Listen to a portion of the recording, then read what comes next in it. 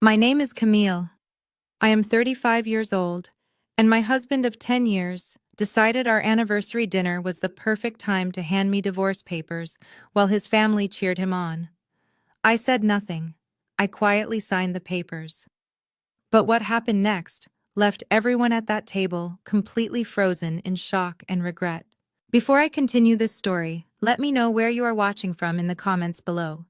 Hit like and subscribe if you have ever had to stand up to people who underestimated your worth and tried to destroy your peace. The crystal chandelier above our private dining table at Belmont's cast a warm golden glow over the room. Belmont's was the most exclusive restaurant in Buckhead, Atlanta, a place where reservations took 6 months and the waiters wore white gloves. It was the exact kind of place my husband Derek loved because it made him feel important. We were gathered to celebrate our 10th wedding anniversary. The table was covered in expensive silverware, fine china, and half-empty bottles of imported champagne. Derek sat at the head of the table wearing a custom-tailored suit that cost more than most people made in a month. To his right sat his older sister Keisha and her husband Terrence. They were wearing flashy designer clothing with massive logos covering their chests, desperate to look wealthy. I sat to Derek's left, wearing a simple but elegant black silk dress, keeping my posture straight and my expression pleasant. As a wealth manager for high-net-worth clients, I was used to keeping my composure in any situation. Derek picked up his silver spoon and tapped it against his champagne glass. The sharp ringing sound cut through the low music playing in the background. The waiter immediately stepped out of the room, closing the heavy oak doors behind him, leaving just our family in the private dining area.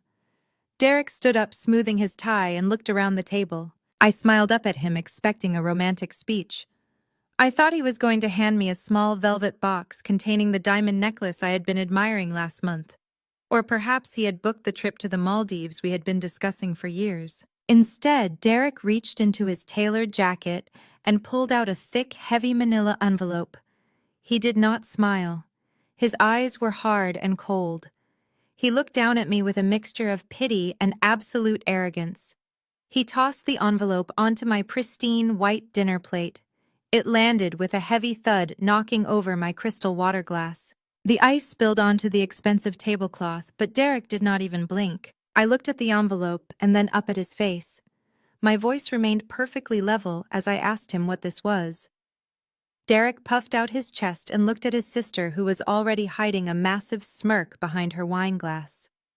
He cleared his throat and projected his voice, as if he were giving a speech to a crowded auditorium instead of a private dining room. He told me that for 10 years he had poured his blood, sweat, and tears into building his restaurant empire. He talked about how his business Southern Roots was now a staple in Atlanta, and how he was a self-made king. Then his tone turned vicious. He pointed a finger at me and told me that a king needs a queen who supports his vision, not a warden who counts his pennies. He announced to the room that he was done being held back by a cold calculating machine. He said he was tired of my spreadsheets, my budget lectures, and my lack of passion. He looked me dead in the eyes and said he was freeing himself tonight. I looked down at the thick envelope. I slowly reached out and unclasped the metal fastener. I slid the thick stack of papers out onto the table. The bold black letters at the top of the first page read, "Petition for dissolution of marriage." It was not a gift. It was a divorce filing. Before I could even process the words on the page, a loud, obnoxious cackle erupted from across the table. Keisha slapped her hand on the table, shaking the silverware. She laughed so hard she had to wipe a tear from her eye. She leaned forward, pointing her acrylic nails right at my face. She told me she knew this day was coming. She loudly announced that she told Derek 10 years ago I was nothing but a stuck-up, historically black college snob who did not know how to treat a real man. Keisha sneered and told me that just because I worked in a fancy bank building in Midtown did not make me better than them. She spent the next few minutes completely unloading a decade of deep-seated jealousy. She criticized the way I dressed, calling my quiet, luxury style boring and cheap. She criticized the way I spoke, saying I always tried to sound too perfect. She told me that I never respected Derek's hustle, and that I was always trying to control his greatness with my boring financial rules. She said Derek was a visionary, and I was just an accountant trying to clip his wings. Terrence nodded eagerly next to her, sipping his whiskey. He chimed in, saying that a real woman knows how to uplift her man, not interrogate him about business expenses. He laughed and said Derek finally woke up and realized he deserved a woman who knew how to have a good time. They were completely reveling in my public humiliation. They were feeding off Derek's cruelty, treating the destruction of my marriage like a spectator sport. They expected me to break. They expected me to scream, cry, throw my glass of wine, or beg for an explanation. They wanted a dramatic reaction so they could call me crazy and justify their horrible behavior. But I am not an emotionally fragile woman. Working in wealth management had taught me to never let my emotions dictate my actions. I sat completely still. I let Keisha finish her pathetic rant. I let Terrence finish his toxic little speech. I let Derek stand there looking smug and proud of himself for ambushing me in front of his hateful family. My mind was moving at 1,000,000 miles an hour. I analyzed the situation with cold, precise logic. Derek had filed these papers secretly. He had brought his family here specifically to humiliate me. He was arrogant enough to think he had the upper hand. He actually believed he was the sole reason we lived in a multi-million-dollar estate. He actually believed his restaurant empire was entirely his own doing. His ego had completely blinded him to the legal and financial realities of our life. I looked at the divorce papers again. I did not shed a single tear. I did not raise my voice. I calmly reached into my black leather designer handbag. I pushed aside my wallet and my keys. My fingers wrapped around the smooth, cool metal of my Mont Blanc pen. I pulled it out and removed the cap, placing it neatly on the table next to my ruined dinner plate. The room suddenly went dead silent. Keisha stopped laughing. Terrence set his glass down. Derek frowned, looking slightly confused by my lack of hysterics. They watched in absolute silence as I flattened the thick stack of legal documents. I ignored the first 20 pages of legal jargon. I did not care about his demands or his pathetic justifications. I smoothly flipped the heavy pages one by one, the sound echoing in the quiet room. I went straight to the very last page, the signature line.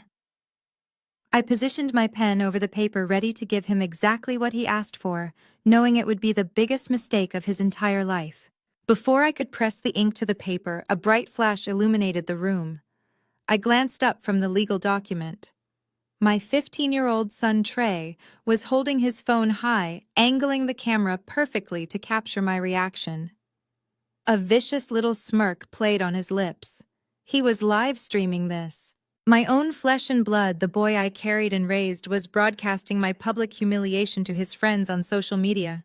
He leaned back in his upholstered chair, chuckling, and muttered to his screen that his followers were going crazy over this drama.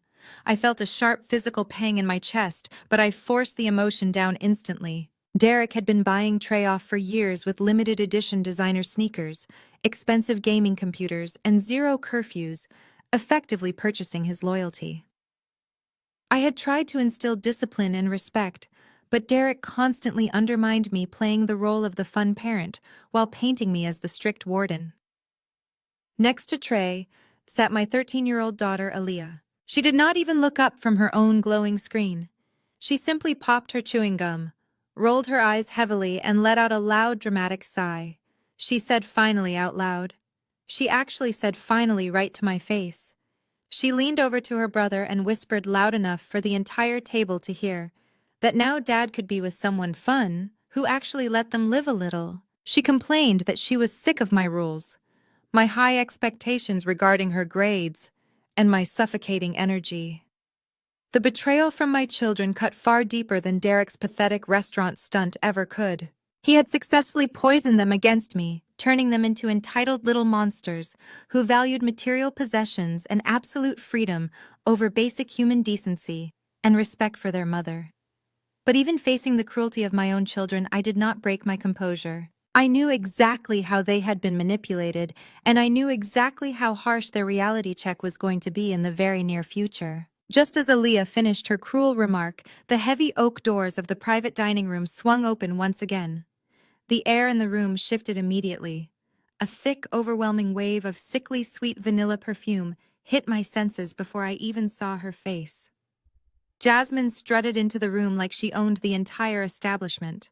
She was 24 years old, an aspiring Instagram model who had been hanging around Derek's flagship restaurant for the past year, looking for a wealthy sponsor. She was wearing a skin-tight red bandage dress that left absolutely nothing to the imagination and a pair of strappy platform heels she could barely walk in gracefully. But it was not the inappropriate dress that caught my attention. It was her left wrist.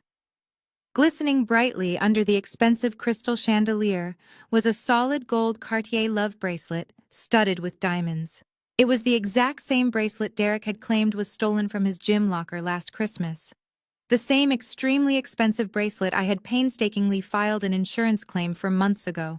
Jasmine confidently walked right past my chair, her hips swaying exaggeratedly, and went straight to Derek. She wrapped her arms tightly around his neck and planted a long, sloppy kiss on his mouth right in front of me, right in front of my children. Keisha and Terrence started clapping. They actually clapped loudly like they were watching the romantic climax of a movie. Keisha yelled out that Derek finally got himself a real prize. Jasmine pulled back, giggled loudly, and ran her manicured fingers through Derek's hair. She looked down at me sitting in my chair with a fake sympathetic pout on her glossy lips. She told me in a condescending baby voice not to be bitter about the situation. She said Derek just needed a woman who understood his dominant male energy, and that I should be grateful he stayed with a boring woman like me as long as he did. The sheer audacity of this young girl standing there wearing stolen jewelry, bought with my money, lecturing me about energy was almost comical. She thought she had won a grand prize. She had absolutely no idea she was eagerly boarding a rapidly sinking ship. I completely ignored the circus unfolding around me. I expertly tuned out Keisha's loud cackling, Jasmine's annoying giggling, and Derek's booming arrogant laughter. I lowered my eyes back down to the thick stack of divorce papers resting on the white tablecloth.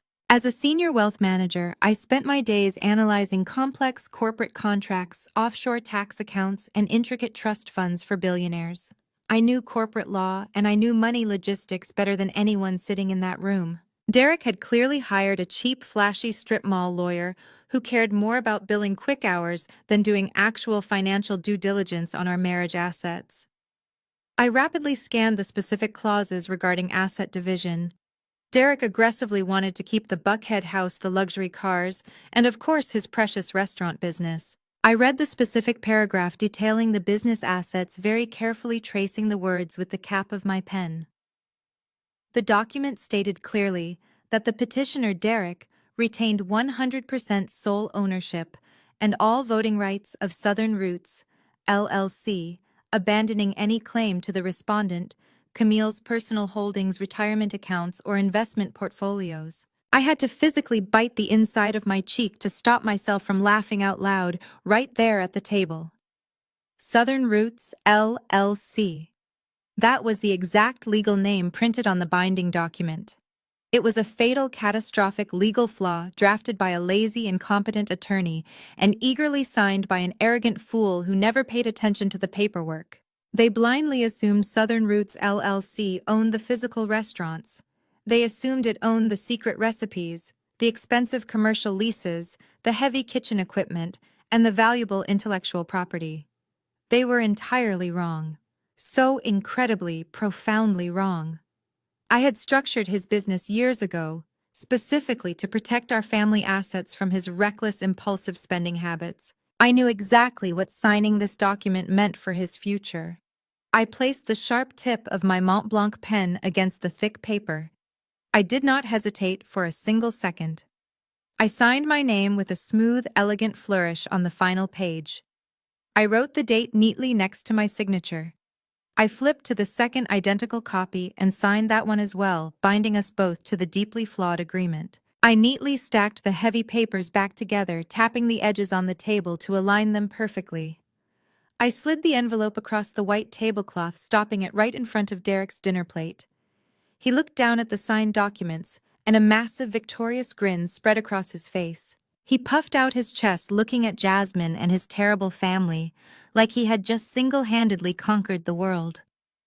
He reached into his tailored suit jacket pocket, pulled out his heavy platinum American Express card, and tossed it onto the table with a loud metallic clatter. He leaned forward, resting his hands heavily on the table, and looked at me with pure, unadulterated disdain. He told me he canceled all my supplementary credit cards this morning, so I should not even try to go shopping on his dime. He instructed me in a harsh, commanding tone to catch an Uber home pack, a small bag of my personal clothes, and be completely out of his house by tomorrow morning. He pointed a finger at me and warned me sternly not to touch any of the expensive furniture, the electronics, or the art collections because it all legally belonged to him now. I looked down at the credit card sitting uselessly on the table. Then I slowly looked up at Derek, taking in his smug face. A genuine, warm, confident smile finally broke across my face. I did not argue. I did not plead. I simply raised my hand and signaled the waiter, who had been hovering nervously near the heavy oak doors waiting for the drama to subside. The young waiter stepped forward tentatively, his eyes darting between Derek and me. He was carrying a small black leather folio containing the final bill for our extravagant 10-year anniversary dinner. Derek immediately puffed out his chest again, trying to assert his dominance in front of Jasmine and his sycophantic family. He snapped his fingers aggressively at the young man and loudly declared that the lady would be paying her own way home tonight, so he should just leave the check with the king. The waiter looked incredibly uncomfortable, shifting his weight from one foot to the other, but he obediently placed the black leather folio gently onto the white tablecloth directly in front of me. I did not even glance at the itemized receipt inside. I already knew exactly how much this dinner cost because I was the one who meticulously balanced the budget for Derek's incredibly flashy lifestyle. I reached into my black designer handbag for the second time that evening. I bypassed my standard joint bank cards and my driver's license. My fingers brushed against a secret zippered compartment hidden deep inside the lining, a compartment I had kept completely concealed from my husband for the entirety of our marriage. I pulled out a heavy, sleek piece of anodized titanium. It was an American Express Centurion card, commonly known in elite financial circles as the Black Card. It was an exclusive invitation-only card reserved solely for ultra-high net worth individuals. I had quietly earned this card through the massive success of my own private wealth management firm, a corporate entity I built from the ground up, completely separate from Derek's chaotic and debt-ridden restaurant business. I placed the heavy metal card onto the silver tray the waiter was holding out to me. It made a distinct, solid clinking sound that immediately drew everyone's attention. Derek looked down at the card. He blinked once. He blinked twice. His arrogant, victorious smile slowly began to falter, melting into an expression of profound confusion. He leaned forward over his empty dinner plate, squinting hard at the matte black surface of the card. He had never seen this particular piece of plastic before in his life. He was entirely used to maxing out the gold and platinum business cards I graciously provided for his endless operational expenses, but the Centurion card was in a completely different stratosphere of wealth. Derek's obsession with status symbols was legendary among our Atlanta social circle. He spent thousands of dollars every single month just to maintain the illusion of unlimited financial liquidity. He knew exactly what the Centurion card represented. He had actually applied for one 2 years ago and had been unceremoniously rejected because his restaurant revenue was largely a fragile house of cards propped up by high-interest business loans. Seeing that heavy black metal resting effortlessly on my side of the table was a direct, violent blow to his fragile masculinity. His mouth opened slightly as he tried to process the impossible reality of what he was looking at. He looked frantically from the black card to my calm face and back to the card again. His confusion was palpable and deeply satisfying to witness. He slammed his hand on the table and demanded to know whose name was on that account and where I got a fake credit card from. I completely ignored his panicked, desperate questions. I looked politely at the nervous waiter and told him in a clear, steady voice to put the entire balance of the private room on this card, including a generous 30% tip for his excellent and incredibly discreet service tonight. The waiter's eyes widened significantly when he actually felt the physical weight of the metal card in his hand, but he quickly nodded respectfully and hurried out of the private dining room. Keisha and Terrence exchanged highly nervous glances across the table. They were not financially literate enough to understand the exact stringent requirements of acquiring a Centurion card, but they could easily tell by Derek's sudden pale complexion and sweating forehead that something was very, very wrong. Keisha leaned over, spilling a drop of her cheap red wine onto the pristine white tablecloth.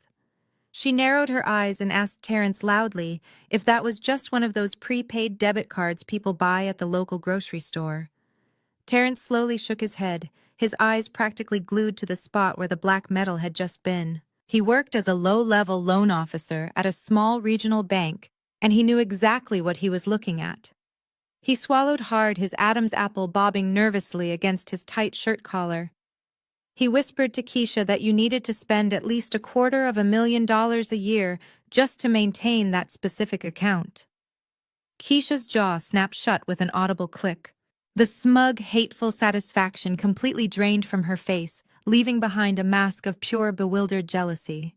Jasmine, however, was still too busy admiring her stolen Cartier love bracelet to notice the massive shift in the room's energy. She was still leaning heavily against Derek, completely oblivious to the fact that his entire false reality was beginning to violently fracture right in front of her eyes. The silence in the dining room was suddenly deafening. Derek desperately tried to recover his shattered bravado. He scoffed loudly, running a hand over his face, and crossed his arms over his chest, declaring to the room that I must have stolen one of my rich client's credit cards, just to show off and pretend I was somebody important. He pointed an aggressive finger at me and said I was going to get myself arrested for federal wire fraud, and he promised he would sit back and laugh when the police dragged me away in handcuffs. I simply folded my hands neatly on the table and waited in absolute silence. I did not need to explain my complex corporate holding structures, my diverse investment portfolios, or my offshore trust accounts to a man who truly thought running a few heavily mortgaged restaurants made him a financial genius. Less than 2 minutes later, the young waiter returned to our table. He was standing noticeably straighter and treating me with a newfound level of absolute reverence. He handed me the black leather folio, along with my heavy titanium card and a sleek silver pen. The total bill for renting the exclusive private room, the endless bottles of imported champagne, and the customized gourmet menu came to exactly $15,000. I took the silver pen and signed my name with the exact same smooth, elegant flourish I had just used to sign away my toxic marriage on the divorce papers. I carefully tore off the customer copy of the itemized receipt. I stood up slowly from my chair, smoothing the luxurious silk of my black dress. I picked up the small piece of paper and walked deliberately around the large dining table. I stopped right behind Jasmine's chair. She looked up at me over her shoulder, her glossy, overdrawn lips parted in a confused, slightly irritated pout. I dropped the $15,000 receipt directly onto her lap. It fluttered down gently and landed right on top of her incredibly tight red dress. She picked it up, holding it carefully by the corners as if it were highly contaminated. Her eyes scanned the bold numbers printed at the bottom, and her jaw practically unhinged. The total amount was significantly more than she made in an entire calendar year promoting cheap diet teas and fast fashion brands on her social media pages. $15,000 paid in full in a matter of seconds by the boring accountant wife without even batting an eyelash. I leaned down slightly, my voice dropping to a low, calm, and incredibly dangerous register that only she and Derek could hear clearly over the ambient music. I told Jasmine to consider this extravagant dinner my early wedding gift to her. I smiled warmly and added that she was going to need to find a new sugar daddy very, very soon because this one did not actually have any of his own money left to spend. Jasmine looked over at Derek, her eyes wide with sudden absolute panic. Derek's face turned a dangerous, explosive shade of crimson.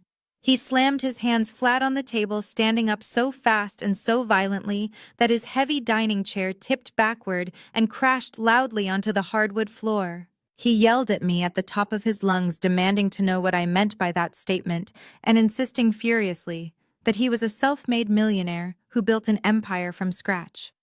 He ordered me to sit back down immediately and explain myself to him. But the time for logical explanations was permanently over. I had spent 10 agonizing years explaining basic household budgets, credit scores, liability clauses, and return on investment to an arrogant man who completely refused to listen to a single word I said.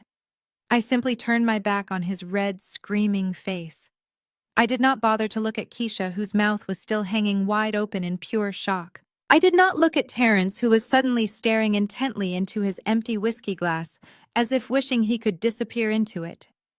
And I certainly did not look at my two ungrateful spoiled children, who were still somehow too completely absorbed in their glowing cell phone screens to realize their entire luxurious world was about to violently collapse around them. I walked out of the private dining room, my expensive designer heels clicking sharply and rhythmically against the highly polished marble floors of Belmont's. I did not run. I walked with the measured, confident stride of a woman who held every single string in this pathetic puppet show. The heavy oak doors swung shut behind me, instantly cutting off the sound of Derek's frantic, furious yelling. The restaurant manager was waiting anxiously near the elegant front entrance. He bowed his head slightly as I approached, thanking me profusely for my continued patronage, and quickly holding the heavy glass doors open for me. I stepped out into the cool, crisp night air of Atlanta. The valet stand was crowded with expensive sports cars and luxury sedans belonging to the city's elite. Derek had proudly driven his leased Mercedes-Benz to the restaurant, expecting me to humiliatingly call an Uber when he publicly abandoned me. He did not know that I never relied on him for anything, especially transportation. A sleek, immaculate black Cadillac Escalade with heavily tinted windows pulled up smoothly to the curb right in front of me, perfectly timing its arrival. The uniformed driver stepped out immediately and opened the rear passenger door for me with a respectful nod. This particular vehicle was registered solely to my private wealth management firm, a corporate perk I had kept entirely separate from our joint marital assets for years. It was just one of many invisible safety nets I had quietly woven while Derek was busy playing the role of a hotshot celebrity restaurateur for the cameras. I stepped gracefully into the spacious, luxurious leather interior of the massive SUV. The heavy door closed behind me with a solid, reassuring thud, instantly muting the chaotic sounds of the busy Buckhead City street. The leather seats were heated, and the pristine cabin smelled faintly of expensive cedar and polished wood. I poured myself a small glass of sparkling water from the chilled compartment hidden in the center console.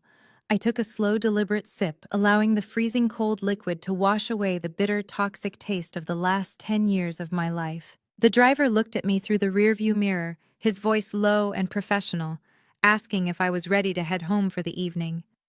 I settled deep into the plush seat, taking a long, deep, calming breath. I told him we were indeed going home.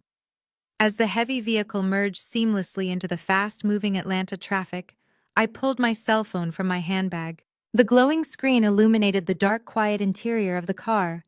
It was finally time to pull the trigger on the very first phase of my retaliation. Derek actually thought he was kicking me out of my own house tomorrow. He firmly believed the sprawling Buckhead estate was rightfully his, simply because he proudly signed the initial mortgage papers years ago when his credit score was still decent. He was blissfully unaware that when he nearly bankrupted himself gambling on a completely failed second restaurant location 3 years ago, I had quietly purchased the remaining debt from the bank to save us from foreclosure. The property deed had been legally and irrevocably transferred to a private family trust. I was the sole operating trustee of that account. Derek had been nothing more than a glorified tenant, living under my roof, paying rent directly to my corporate entity for 36 continuous months. I scrolled carefully through my contacts and tapped the direct number for my premier property management firm. The line rang twice before my lead property manager picked up. Her voice was crisp, efficient, and highly professional, asking how she could assist me this late in the evening. I looked out the tinted window, watching the bright city lights blur past into streaks of color. My voice was completely steady, devoid of any sadness, anger, or hesitation. I gave her a direct, uncompromising order. I told her to initiate protocol eviction for the Buckhead estate immediately. I instructed her to coordinate directly with the local police precinct to ensure the county sheriff was present, along with a full private security team. They were to arrive at the front iron gates tomorrow morning at exactly 8 o'clock. I specified that all locks on the perimeter gates and the main house doors were to be changed the exact moment the premises were vacated. I wanted all the security alarm codes wiped and permanently reset by noon. I told her there would be absolutely no grace period, granted no time extensions permitted, and absolutely no negotiations entertained under any circumstances. It was officially time for the arrogant king to be violently dethroned from his imaginary castle. The morning sun crested over the manicured trees of my Buckhead estate, casting long, bright beams of light through the massive floor-to-ceiling windows of the grand foyer. I had been awake since 5 o'clock in the morning. I did not sleep much, but I did not feel tired either. Instead, I felt a deep, humming energy vibrating through my veins. I was perfectly dressed in a tailored charcoal gray pantsuit, my hair flawlessly styled and my makeup impeccably applied. I sat quietly in the oversized leather armchair in the formal living room, sipping a cup of black coffee. I was waiting. I knew exactly what Derek was going to do. He was highly predictable, a man entirely driven by his own inflated ego and a desperate need to perform for an audience. I checked the gold watch on my wrist. It was 7:58 in the morning. At precisely 8 o'clock, the heavy mahogany front doors swung open with a loud, aggressive bang that echoed off the high, vaulted ceilings. Derek marched into the house like a conquering general returning from a victorious war. Right behind him was his ridiculous entourage. Jasmine strutted in, wearing oversized designer sunglasses indoors, carrying a small designer dog in her purse. Keisha and Terrence followed closely behind them, struggling to carry a stack of flattened cardboard moving boxes and a large roll of heavy-duty black garbage bags. Keisha's eyes were darting wildly around the luxurious foyer, taking in the expensive crystal chandelier, the imported marble floors, and the custom artwork on the walls. She looked like a starving animal that had just been led into a butcher shop. She was practically foaming at the mouth with malicious excitement. Keisha dropped the cardboard boxes onto the pristine floor with a loud thud and aggressively snapped one of the black garbage bags open. She looked directly at me, sitting calmly in the living room, and let out a loud, nasty laugh. She yelled across the room that it was time for the Ice Queen to pack up her boring pantsuits and get out of their house. She told Jasmine to point her toward the master suite because she personally wanted the immense pleasure of throwing all my expensive designer clothes into the trash where they belonged. Terrence nodded eagerly, rubbing his hands together, and adding that they needed to clear out the garage too, so Derek could finally park his new toys without me complaining about the lack of space. They were walking around my home, touching my expensive vases and inspecting my furniture like they had just won the lottery. Jasmine kicked off her high heels and dug her toes into the plush custom rug, sighing loudly and telling Derek that she was going to completely redecorate the entire lower level because my taste was just far too dull and depressing for her vibrant energy. Before Derek could even respond to his obnoxious mistress, the sound of rapid footsteps echoed from the top of the grand sweeping staircase. My 15-year-old son Trey and my 13-year-old daughter Aaliyah came practically sprinting down the marble steps. They were fully dressed in the expensive streetwear brands Derek constantly bought to bribe them. They completely bypassed the living room where I was sitting. They did not look at me. They did not say good morning to their mother. They ran straight past me and threw their arms around Jasmine, hugging her tightly, as if she were their long-lost favorite aunt. Aaliyah actually squealed with delight, telling Jasmine how excited she was that they were finally going to be a real fun family now. Jasmine patted my daughter's head with a fake sugary smile, looking over at me with a triumphant smirk. Trey pulled back from the group hug and looked up at his father with eyes full of pure, greedy anticipation. He slapped Derek on the shoulder and loudly asked him when they were going to the dealership to pick up his new Porsche. He actually laughed and told his father that now that they did not have to pay my stupid house rules allowance and deal with my strict financial budgets, they could finally afford to live like actual rich people. He complained that I had been starving him of his true lifestyle for years. Hearing my own son speak about me with such callous transactional disrespect was a chilling experience. He did not view me as a mother who loved him and tried to protect him from ruin. He viewed me as a financial obstacle standing between him and a luxury sports car. I took another slow sip of my black coffee, letting the bitter liquid ground me in reality. I realized in that exact moment that these children were fully, deeply corrupted by their father's toxic influence. They had made their absolute choice, and I was about to make mine. Derek puffed out his chest proudly, wrapping one arm around Jasmine and the other around his ungrateful son. He looked over at me, his face twisted into an ugly mask of pure, unadulterated arrogance. He let go of his new family and marched aggressively into the formal living room, stopping just a few feet away from my leather armchair. He reached into the inner pocket of his jacket and pulled out the thick stack of divorce papers I had signed the night before at the restaurant. He gripped the papers tightly and waved them violently in the air, right in front of my face. He raised his voice so his sister and his brother-in-law could hear every single word. He demanded to know why I was just sitting there drinking coffee like I still owned the place. He pointed a thick finger at the front door and ordered me to get up right this second, vacate the master suite, and get off his property. He yelled that this massive house, the imported marble, the luxury cars in the driveway, and the food in the refrigerator were all bought and paid for by Southern Roots profits. He pounded his fist against his chest and declared that he was the sole founder, the sole visionary, and the only reason I ever got to experience this level of wealth. He told me the divorce papers clearly stated he kept his business empire, which meant he kept the house that his empire paid for.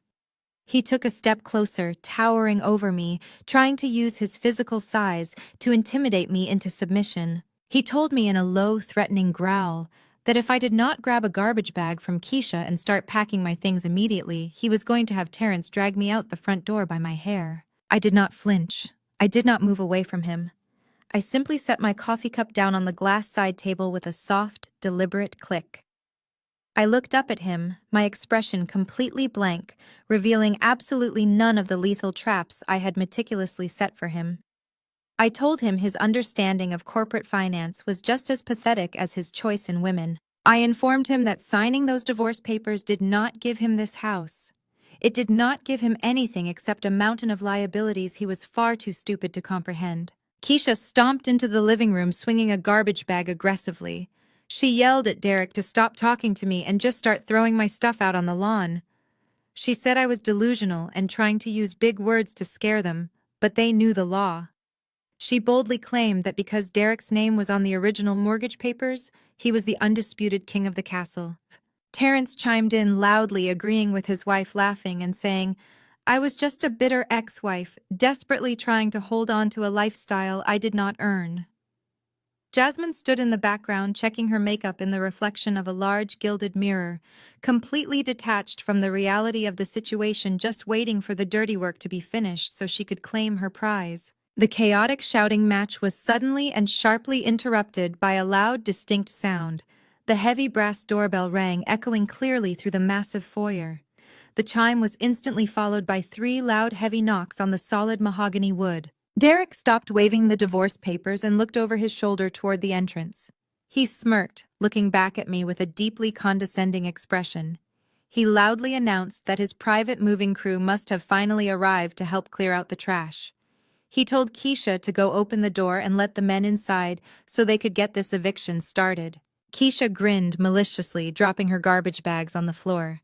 She practically skipped over to the grand entrance, eagerly pulling the heavy doors open wide, ready to welcome the hired help who were going to dismantle my life. But it was not a moving crew standing on the front porch. Standing perfectly straight on the limestone steps illuminated by the bright morning sun was a tall, broad-shouldered man in a crisp, dark green uniform. It was the Fulton County Sheriff. His gold badge gleamed brightly on his chest, and his hand rested casually near the heavy-duty utility belt at his waist. Flanking him on either side were 2 equally intimidating uniformed deputies. I recognized the sheriff instantly. His name was David. We had attended the exact same historically black college over a decade ago, sharing several grueling finance and criminal justice electives together before our careers took different paths. We had remained good friends, silently supporting each other's rise in our respective fields.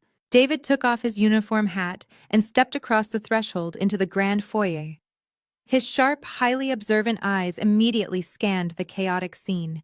He took in the empty garbage bags on the floor, Keisha's shocked expression, Terrence's sudden nervous posture, and Derek's violently aggressive stance in the living room.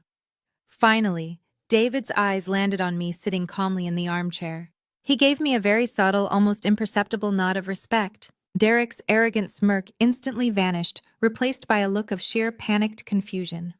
He quickly lowered the divorce papers, taking a step back from me. He nervously cleared his throat, trying to project his fake alpha male persona toward the law enforcement officers standing inside his home. He puffed his chest out and loudly demanded to know what the sheriff's department was doing at his private residence on a Saturday morning. David did not look at Derek. He did not acknowledge his demanding tone or his aggressive posturing. Instead, David slowly reached into the leather satchel hanging across his chest. He pulled out a remarkably thick, heavy stack of legally bound documents stamped with bright red county court seals. He held the formidable stack of papers up, gripping them tightly in his large hand. He looked directly at Derek, his voice carrying the absolute, unquestionable weight of state authority. He announced loudly and clearly that he was not here for a social visit. He stated that he was here to execute an immediate, legally binding, court-ordered action. The absolute silence that instantly fell over Derek, Jasmine, Keisha, and Terrence was the most beautiful sound I had heard in 10 years. Sheriff David stepped forward, his heavy boots echoing on the marble floor. He extended his large hand and pressed the thick stack of legal documents directly against Derek's chest, forcing my soon-to-be ex-husband to take them. Derek grabbed the papers, his hands trembling slightly, as his eyes darted over the bold red stamps and the dense legal text. His arrogance was rapidly evaporating, replaced by a rising tide of panic. He stammered, asking what this was and demanding an explanation. David maintained his completely neutral, authoritative expression. He informed Derek that he had been served with an official notice to vacate the premises. David explained that normally a tenant is granted a 30-day grace period to relocate, but due to the specific hostile environment clause invoked by the property owner, the standard timeline was entirely revoked. David pointed to a specific paragraph highlighted in bright yellow ink. He stated that because Derek had brought unauthorized individuals onto the property to harass and intimidate the legal owner, his right to occupy the residence was terminated effectively immediately. He told Derek he had exactly 20 minutes to gather his personal belongings and vacate the estate, or he would be escorted off the property in handcuffs for criminal trespassing. Derek stared at the sheriff as if the man had just spoken to him in a foreign language. The color completely drained from his face, leaving him looking pale and sickly. He shook his head aggressively, crumpling the edges of the court order in his fists. He started yelling, his voice cracking under the intense pressure. He pointed a shaking finger at me and screamed that this was entirely illegal. He yelled that his name was printed clearly on the original mortgage documents and that he was the primary applicant when this house was purchased 10 years ago. He demanded that David arrest me for fraud, claiming I had clearly bribed a judge to forge these fake eviction papers. I stood up from my leather armchair, smoothing the front of my tailored suit. I picked up a sleek black leather folio from the glass side table and walked slowly toward the center of the foyer. The two deputies instantly tensed, preparing to intervene, but David held up a hand, signaling them to stand down. He knew exactly who I was, and he knew I was not a physical threat. I stopped a few feet away from Derek, looking at his desperate, sweating face. I calmly opened my folio and pulled out a single crisp document printed on heavy watermarked paper. It was the official recorded property deed. I held it up so he could see the county seal and the notarized signatures. I told him in a voice as cold as ice that he did indeed sign the original loan documents 10 years ago. I reminded him of the painful reality he had spent years trying to suppress. I asked him if he remembered his massive financial disaster 3 years ago, when his highly publicized second restaurant location completely failed. I reminded him how the bank was prepared to foreclose on this exact house because he had drained all our liquid savings to cover his catastrophic business debts. Derek's eyes widened and his mouth opened, but no words came out. He remembered. I continued, my voice echoing clearly in the silent room. I told him that the bank did not just magically forgive his massive debt like he foolishly believed. I explained that my private wealth management firm stepped in and quietly purchased the distressed debt directly from the lender to save our family from public bankruptcy. In exchange, the property deed was legally and irrevocably transferred into the CR Legacy Trust. I tapped the heavy paper with my manicured finger. I looked him dead in the eye, and stated that I was the sole operating trustee of that account. I told him he had not owned this house for 36 months. He had simply been my tenant paying his monthly mortgage contribution as rent directly to my corporate entity. I smiled a sharp predatory smile and told him his lease was officially canceled. The crushing realization of his own profound financial ignorance hit Derek like a physical blow. He stumbled backward slightly, his knees buckling under the weight of the truth. He looked around the grand foyer, viewing the luxury he thought he owned through the devastating lens of reality. He did not own the marble floors. He did not own the crystal chandelier. He was nothing more than a temporary guest who had just overstayed his welcome. Jasmine, who had been standing near the doorway, admiring herself in the mirror, finally grasped the severity of the situation. Her jaw dropped open, and she let out a loud, dramatic gasp. She dropped her expensive designer handbag onto the floor, the metal hardware clanking loudly against the marble. She looked at Derek, her eyes wide with absolute horror and betrayal. She asked him in a shrill, panicked voice if this meant they were not moving into the mansion today. She demanded to know where they were supposed to go and how he could have lied to her about being a millionaire homeowner.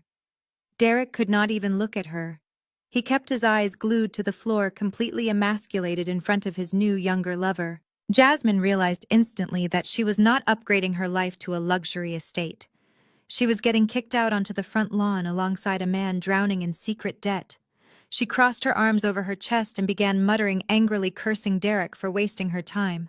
While Derek was frozen in shock and Jasmine was throwing a temper tantrum, Keisha experienced a completely different reaction. Her deep-seated jealousy and blind hatred for me suddenly boiled over into uncontrollable rage. She could not accept that the woman she had mocked and belittled for a decade was actually the one holding all the power.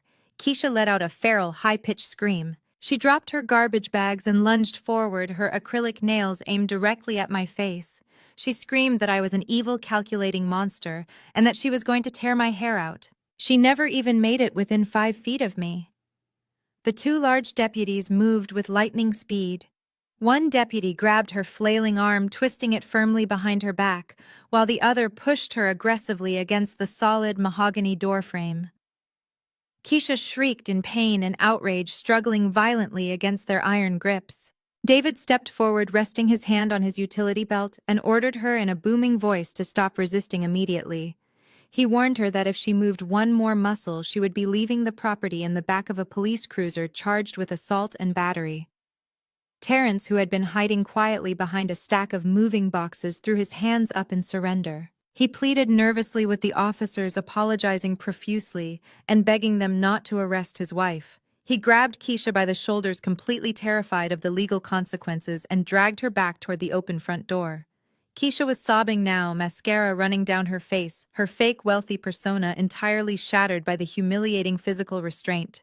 My 2 children, Trey and Aaliyah, stood frozen on the bottom step of the staircase. Their confident, entitled attitudes had completely vanished. Trey was no longer holding his phone to record a viral video. His hands were shaking, and his eyes darted nervously between the armed police officers and his defeated father. Aaliyah was biting her lip, her eyes wide with genuine fear. They had cheered for my downfall less than 12 hours ago, eager to embrace a life of absolute freedom and luxury. Now they were watching the man they idolized get legally stripped of his power and publicly humiliated in his own home. I did not offer them any words of comfort. I simply looked at them, letting the harsh reality of their choices sink deep into their developing minds. They had chosen Derek. Now they had to leave with him. David looked at his watch and announced that they had exactly 10 minutes left to gather their essential belongings and exit the premises. He ordered the deputies to escort Derek and his family upstairs to supervise the packing process, ensuring they did not take any valuable assets belonging to the estate.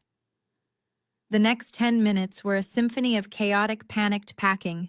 I listened to the satisfying sounds of heavy footsteps rushing across the upstairs hardwood floors, the slamming of closet doors, and the frantic whispering of a family completely broken by their own arrogance. Promptly at 8:20 in the morning, the massive front doors were held wide open. David and his deputies ushered the pathetic group out onto the grand limestone porch. Derek carried a single heavy duffel bag, his shoulders slumped in utter defeat. Keisha and Terrence were carrying the exact same black garbage bags they had brought to pack my clothes, but now those bags were stuffed with Derek's hastily gathered belongings. Jasmine walked out holding her small dog, looking utterly disgusted with the entire situation, refusing to even help carry a single item. They walked down the wide, sweeping driveway toward the heavy iron gates. Several of my wealthy neighbors who were out for their morning jogs or walking their purebred dogs stopped on the sidewalk to watch the spectacle. Derek, who obsessed over his public image and social standing more than anything else in the world, was forced to parade his eviction in front of the most elite residents of Atlanta. The humiliation was absolute and irreversible. He reached the sidewalk and dropped his duffel bag onto the concrete. The heavy iron gates of my estate began to slowly close, automatically sliding shut with a loud metallic grinding sound. Derek turned around, grabbing the iron bars of the gate as they locked securely into place. His face was contorted with pure, desperate rage. He looked through the bars at me standing peacefully on my front steps. He screamed at the top of his lungs, his voice echoing down the quiet, affluent street. He vowed to destroy me financially. He yelled that a house did not matter and that real wealth was in the business. He screamed that he was going to bleed me dry at the restaurant. He gripped the iron bars tighter and promised me that I was officially locked out of Southern Roots forever. He swore I would never see another dime from his empire. I simply smiled, gave him a small polite wave, and turned around to walk back inside my quiet, beautiful home. The real war had not even started yet. The weekend passed in absolute glorious silence. By Monday morning, the reality of his public eviction had completely shattered Derek's fragile ego, driving him into a desperate frenzy of retaliation. He could not accept defeat privately, so he immediately took his grievances to the court of public opinion. I sat at the massive mahogany desk in my corner office on the 40th floor of my midtown wealth management firm. The floor-to-ceiling windows offered a commanding panoramic view of the entire Atlanta skyline, a city where I quietly pulled the financial strings behind the scenes. My morning espresso sat untouched as I watched the high-definition monitor mounted on my wall. Derek was a guest on a highly popular local business podcast called The Atlanta Hustler. He was wearing a dark, somber suit, completely abandoning his usual flashy jewelry to play the role of the humble victim. The podcast host, a loud, obnoxious man who constantly promoted toxic alpha male ideologies, leaned into the microphone asking Derek how a self-made king could lose his castle. Derek actually managed to squeeze out a single crocodile tear. He looked directly into the studio camera and painted a tragic fabricated story about a gold-digging wife who had systematically robbed him blind. He claimed that while he was slaving away in hot kitchens building his beloved Southern Roots restaurant empire from the ground up, I was sitting at home secretly manipulating legal documents and forging signatures. He told the audience that I had exploited his absolute trust, stealing the deed to his multi-million-dollar estate, just to throw him out on the street for a younger Instagram model. He painted himself as the honorable family man who was cruelly betrayed by a cold, calculating financial predator. I listened to his pathetic lies without a single change in my heart rate. His smear campaign was incredibly predictable. What he lacked in business acumen, he always tried to make up for with loud public theatrics. But his verbal attacks were just the beginning. My cell phone vibrated quietly on the glass surface of my desk. It was an automated alert from a regional bank. Derek had officially frozen all of our joint checking and savings accounts. He had drained the remaining liquid cash, which amounted to barely $20,000, and transferred it to a private offshore account he thought I did not know about. A few seconds later, my computer chimed with an email notification. It was an automated message from the Southern Roots Human Resources Department. It formally stated that my administrative access to the company employee portals, financial ledgers, and internal communications had been permanently revoked by the sole founder and chief executive officer, Derek. He truly believed he was executing a flawless financial warfare strategy. He thought cutting me off from a few joint accounts and blocking my email password would leave me destitute and begging for mercy. He was completely oblivious to the fact that I had personally designed the entire server architecture for his company, and I owned the proprietary software his restaurants used to process every single credit card transaction. Revoking my basic employee access was like trying to lock the architect out of a building using a toy padlock. While Derek was busy playing the victim on the internet, his terrible family was working overtime to sell their fake reality on social media. I opened my private social media tracking dashboard, a tool I normally use to monitor the public reputations of my high net worth clients.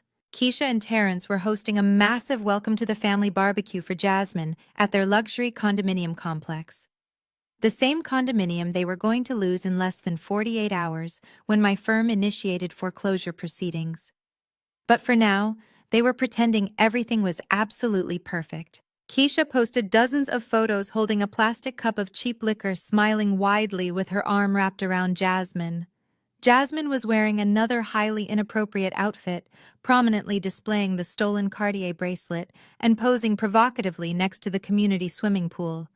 Keisha's captions were deliberately vicious. She wrote hashtags about finally upgrading the family bloodline, getting rid of toxic energy, and welcoming a real supportive queen to the throne.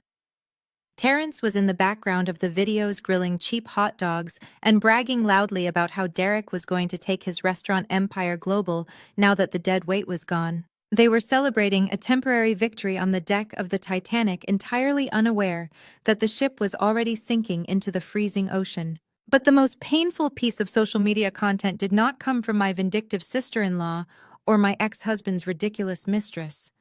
It came from my own daughter. Aaliyah had posted a video to her TikTok account, which was highly popular among the elite private school circles in Atlanta. In the video, Aaliyah and Trey were standing in the background of Keisha's barbecue. Aaliyah was lip-syncing to a popular rap song about losing it all and walking away with nothing. She was laughing, dancing, and pointing directly at the camera. The text overlay on her video was completely heartless. It read, "When your strict, boring mom finally gets kicked out of the family business and loses her entire bag." The video had already accumulated over 50,000 views in just a few hours. Hundreds of comments from her classmates and strangers were mocking my supposed downfall.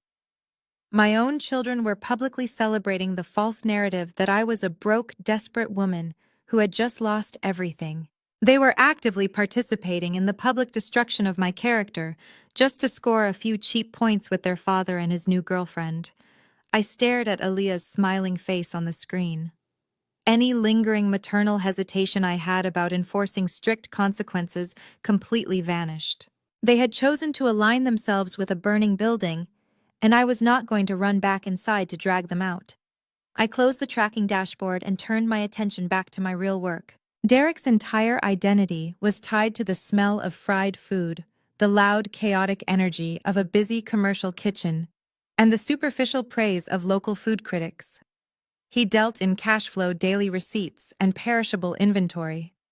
He never understood the quiet, invisible power of intellectual property, corporate umbrella structures, and bulletproof legal trusts. While he was busy shaking hands in the dining room and buying expensive bottles of liquor for local celebrities, I was sitting in sterile lawyers' offices quietly filing the trademark patents for his secret recipes. I was the one negotiating the commercial leases under a completely separate private entity. He thought the name on the front door made him the undeniable king of the empire. He never realized that I owned the physical doors, the brick walls, and the very land the restaurants were built upon. My office door opened with a soft click. My executive assistant Maya walked in. Maya was a brilliant, ambitious young woman who had graduated at the top of her class from Spelman College. She knew every single detail of my financial empire, and she despised Derek just as much as I did. She was carrying a sleek silver tablet and a stack of freshly printed legal documents. She walked over to my desk, her heels making no sound on the thick plush carpet.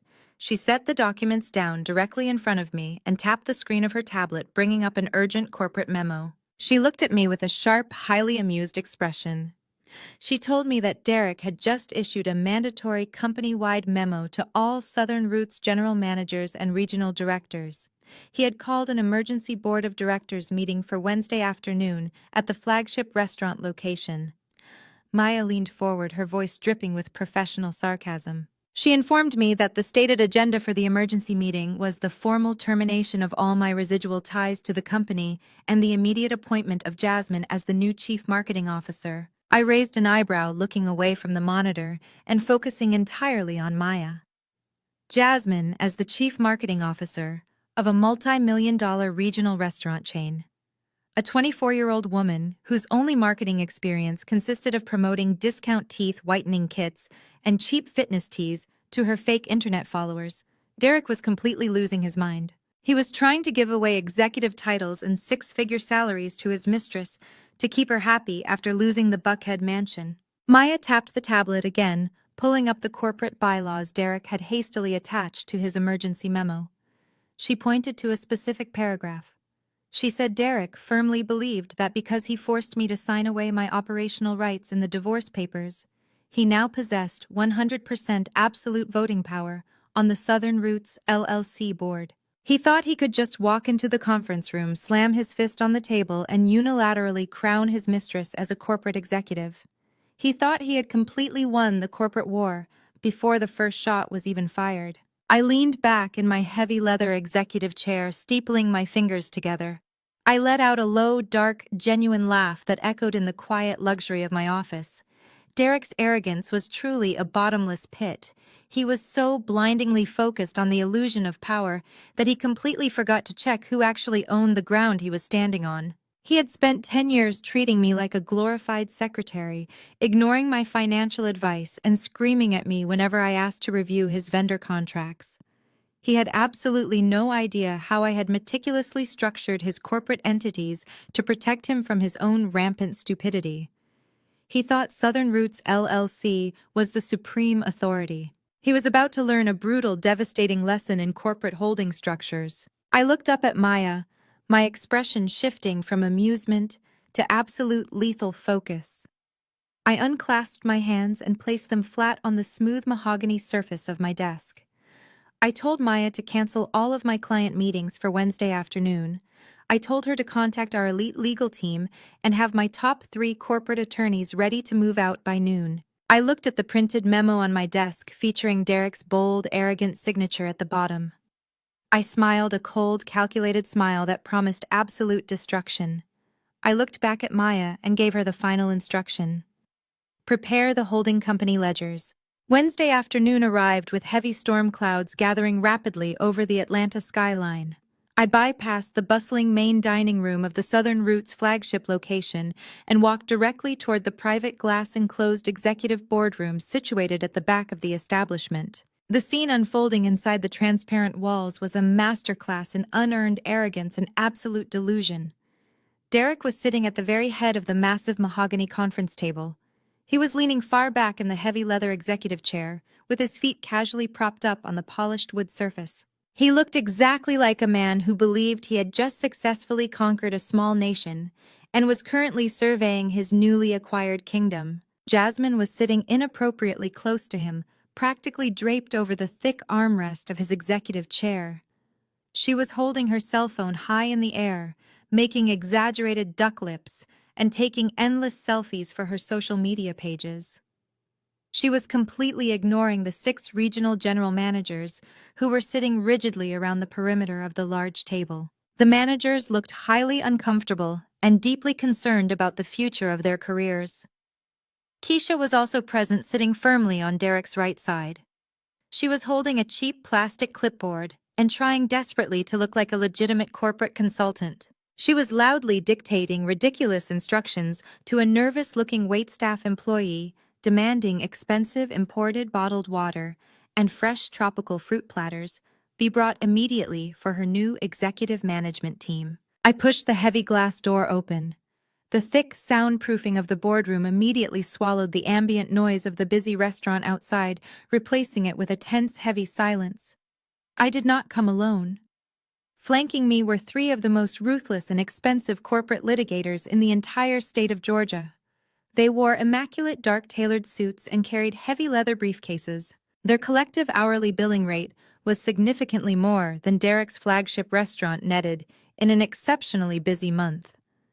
The regional general managers around the table immediately sat up straighter, recognizing the serious shift in power dynamics the moment my legal team stepped into the room. Derek, however, completely missed the subtle environmental cues.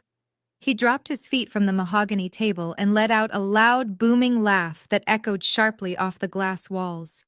He clapped his hands together, leaning forward and looking at me with pure, unadulterated smugness. He loudly announced to the room that his ex-wife had finally decided to show up just in time to officially clear out her desk. He pointed a mocking finger at my formidable legal team and asked if I really needed to bring a highly paid security detail just to drop off my office keys and surrender my corporate laptop. Jasmine giggled loudly, looking up from her phone screen and whispering something inaudible into Derek's ear. Keisha crossed her arms tightly over her chest and sneered, telling me I was currently trespassing on private company property and that I needed to leave before she called the police. I walked slowly and deliberately to the opposite end of the long conference table. I did not bother to sit down. My lead attorney, a highly intimidating man named Marcus, placed his heavy leather briefcase onto the polished mahogany surface with a solid, authoritative thud. He popped the brass locks open, clicking loudly in the suddenly quiet room. I looked directly at Derek, completely ignoring Keisha's pathetic glaring and Jasmine's childish whispering. I did not yell. I did not raise my voice a single decibel. I spoke in a smooth, perfectly even tone that commanded absolute attention from every single person in the room.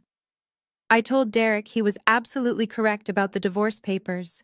I openly admitted right there in front of his entire senior management team that I had indeed signed the legal documents without a single argument or negotiation.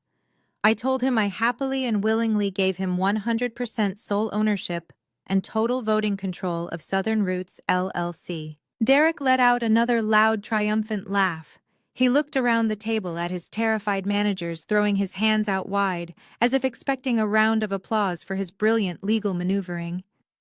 He bragged loudly that he finally had the dead weight permanently removed from his growing empire. He proudly declared that starting today, Jasmine was officially taking over as the new Chief Marketing Officer, and Keisha was being appointed as the Senior Vice President of Corporate Operations. The regional managers exchanged completely panicked looks. They knew Derek was a decent chef, but an absolutely terrible businessman. They knew Keisha had zero operational experience, and Jasmine could barely comprehend basic marketing concepts. They were watching their stable livelihoods and hard work evaporate in real time.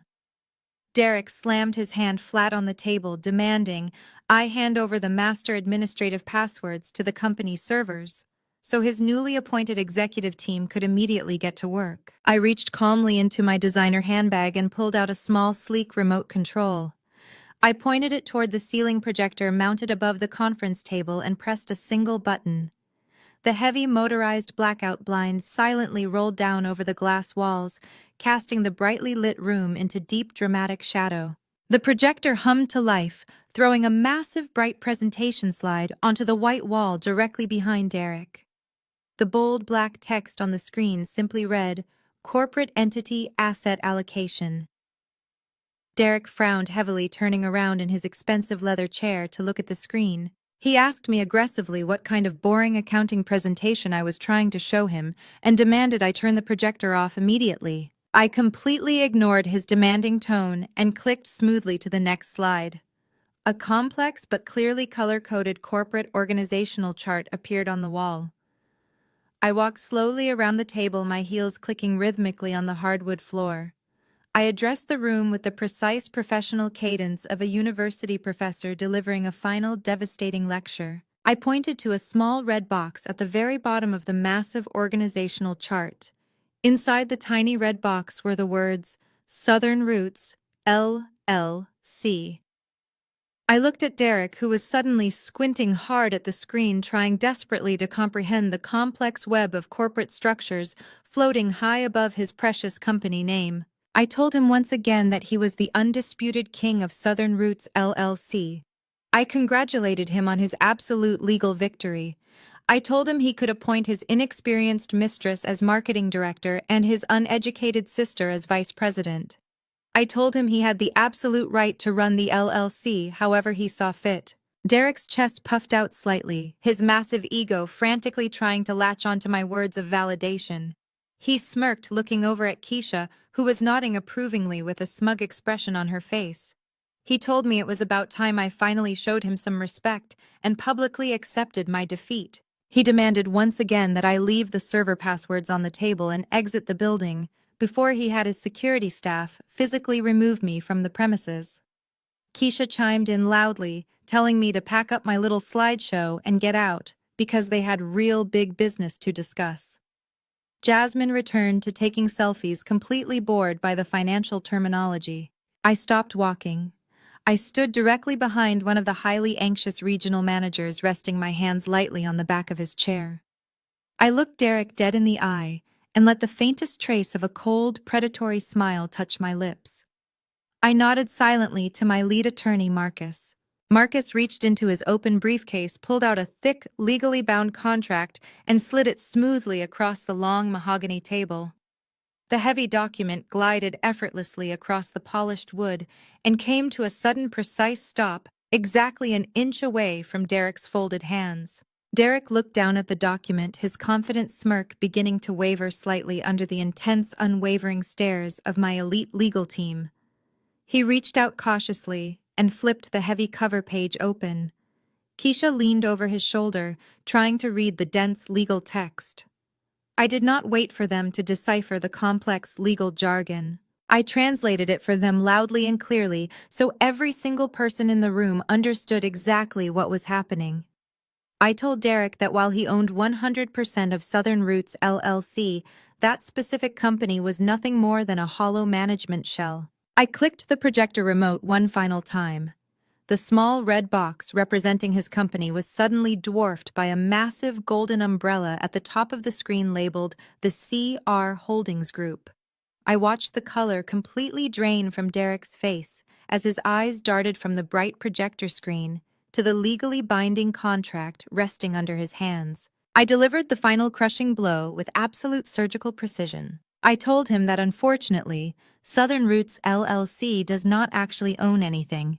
I explained that years ago, to protect our family assets from his own rampant financial liabilities and reckless spending habits, I created a separate private holding company. I leaned forward, resting my hands flat on the table. I told him that my holding company, which I legally retained full sole ownership of during the swift divorce proceedings, owns the exclusive rights to every single secret recipe used in his kitchens. I told him my holding company owns the trademarked logo printed on the menus, the expensive commercial kitchen equipment he uses to cook, and every single commercial real estate lease for all 5 restaurant locations. The silence that followed my declaration was absolute. The regional managers sat frozen in their leather chairs, their eyes wide with a mixture of shock and sudden profound understanding. They finally grasped the true genius of the corporate structure I had built. Derek was not a king. He was merely a glorified property manager running a shell company that possessed absolutely zero physical assets. He was entirely dependent on my holding company for everything that made his restaurant function. I watched his eyes dart back and forth across the dense legal contract resting under his trembling hands. He was desperately searching for a loophole, a mistake, a hidden clause that would prove I was bluffing. But my elite corporate attorneys did not make mistakes. Every single signature was notarized. Every single trademark was federally registered under the CR Holdings Group. I stepped away from the manager's chair and walked slowly toward Derek. I told him he should have paid more attention when I asked him to sign those protective asset documents 5 years ago. I reminded him how he used to complain that I was boring him with unnecessary financial paperwork. He thought I was being a paranoid accountant. In reality, I was building an impenetrable fortress around the wealth I was generating, keeping his reckless ego from destroying our future. He swallowed hard, his throat completely dry. He tried to speak, but his voice cracked. He asked me what this meant for his business. He asked me how he was supposed to run his empire if I owned all the foundational assets. I smiled a completely detached professional smile. I told him he could continue to run his little management shell company as long as he strictly adhered to the new vendor agreements and lease contracts I was implementing today. I gestured for Marcus, my lead attorney, to proceed. Marcus reached into his briefcase and pulled out a stack of pristine white envelopes, sliding one to each of the regional managers and placing the thickest envelope directly in front of Derek. Marcus cleared his throat, his deep voice resonating in the quiet boardroom. He announced that as the sole owner of the intellectual property and real estate, the CR Holdings Group was officially restructuring its licensing agreements with Southern Roots LLC. I took over the presentation, my voice cutting through the tension like a newly sharpened blade. I told Derek that effective immediately, the monthly franchise licensing fee to use my trademarked logo, my secret recipes, and my proprietary operational software was increasing by exactly 600%. A collective gasp echoed around the large mahogany table from the regional managers. They knew the profit margins of the restaurant business. A 600% increase in overhead fees was an absolute death sentence for their operating budgets. But I was not finished. I looked directly at Derek, ensuring he heard every single syllable of his financial execution. I told him that the commercial rent for all 5 restaurant locations was also tripling effective at the start of the next business day. I explained that the previous rental rates were a generous family discount I had provided to help his business grow. Since we were no longer a family, and he had so publicly declared his absolute independence, he would now be paying the premium market rate for the prime real estate my company owned. Derek's hands began to shake violently. He pushed the contract away from him as if it were physically burning his skin. He looked up at me, his eyes wide with genuine raw terror. He stammered frantically, telling me he could not possibly afford those new rates. He claimed the business did not generate that kind of liquid cash flow on a weekly basis. I leaned forward, resting my palms flat on the table, bringing my face just inches away from his sweating forehead. I told him that was entirely his problem to solve, as the sole brilliant founder of Southern Roots LLC. I delivered the final devastating terms of his new reality. I told him that due to the massive sudden increase in fees and rent, his management company currently owed the CR Holdings Group a retroactive deposit and first-month payment totaling exactly $1.2 million. I stated clearly that he had until this Friday at 5 o'clock in the evening to wire the full amount into my corporate escrow account. I warned him that if the funds were not cleared by the deadline, I would legally repossess all 5 restaurant locations, change every single lock, confiscate all the commercial kitchen equipment, and permanently revoke his right to use the Southern Roots name. The meltdown was immediate and catastrophic. Derek grabbed the edges of his hair, pulling at the roots, his perfectly crafted alpha male facade crumbling into a million pathetic pieces. He started hyperventilating, muttering under his breath that he did not have $1.2 million in liquid cash. He looked wildly around the room, his eyes finally landing on Jasmine. He had spent the last 2 years draining the restaurant's operational funds to buy her designer handbags, luxury vacations, and the stolen Cartier bracelet currently resting on her wrist. He had sacrificed the financial stability of his entire business to impress a young woman who only cared about his perceived wealth. Jasmine was no longer taking selfies. Her cell phone was resting face down on the table. She sat completely rigid, staring at Derek with a look of profound disgust and horrifying realization. The glamorous illusion she had bought into was violently shattered. She finally understood the true dynamic of the room. Derek was not a multimillionaire restaurateur who could give her a life of endless luxury. He was a heavily indebted middle manager who essentially worked for his brilliant ex-wife. Jasmine looked from Derek's sweating, panicked face to my calm, impeccably dressed figure. She realized in that exact moment that I held all the money, all the power, and all the property. Her sugar daddy was entirely broke, and the woman he had publicly humiliated was the actual billionaire holding his leash. Jasmine slowly pulled her arm away from Derek's chair, scooting her body an inch away from him as if his sudden poverty was a highly contagious disease. Derek noticed her pulling away. He reached out desperately, grabbing her wrist. He begged her to tell me to stop. He pleaded with her to tell everyone he was a good man who was just being unfairly targeted by a bitter, jealous woman. Jasmine ripped her arm out of his grasp, her face contorting into an ugly sneer.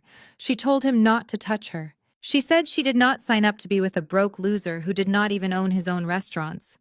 She grabbed her expensive designer purse, the one Derek had bought with my money, and stood up from the executive chair.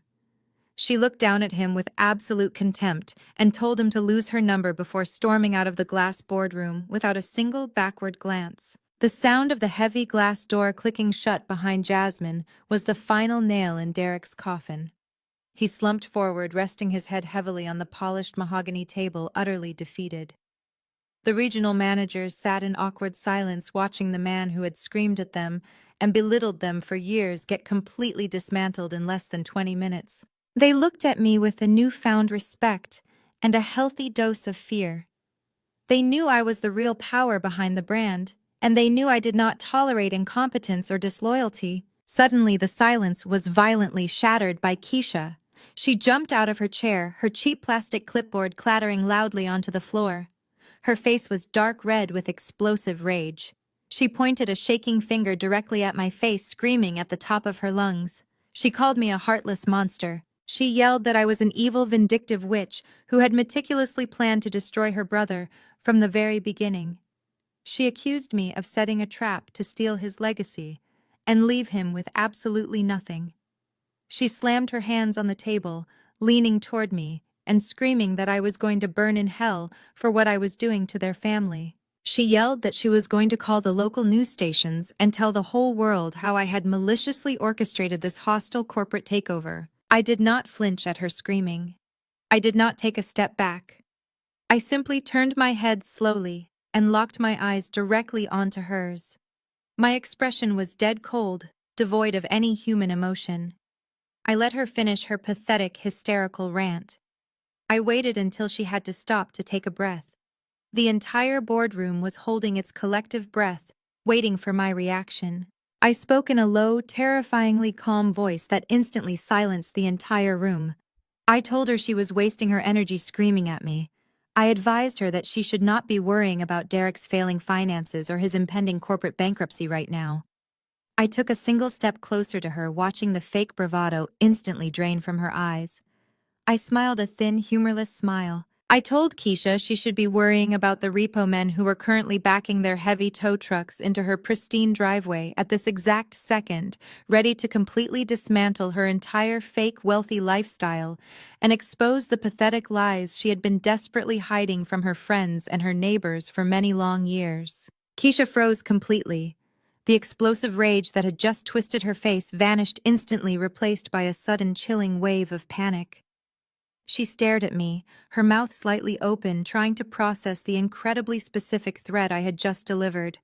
Before she could form a single word of rebuttal, the sharp, obnoxious ringtone of her cell phone shattered the tense silence of the boardroom. She jumped slightly, dropping her hand away from my face.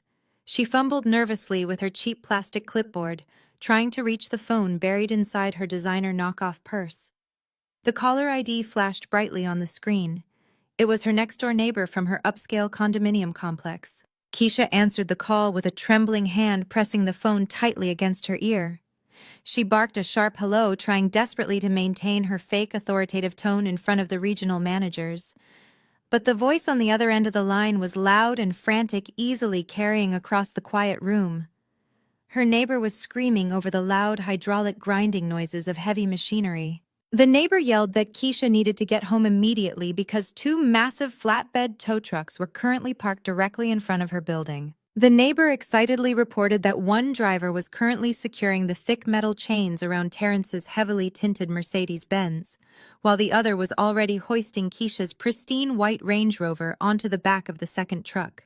The cell phone slipped from Keisha's sweaty fingers and clattered loudly onto the polished mahogany table.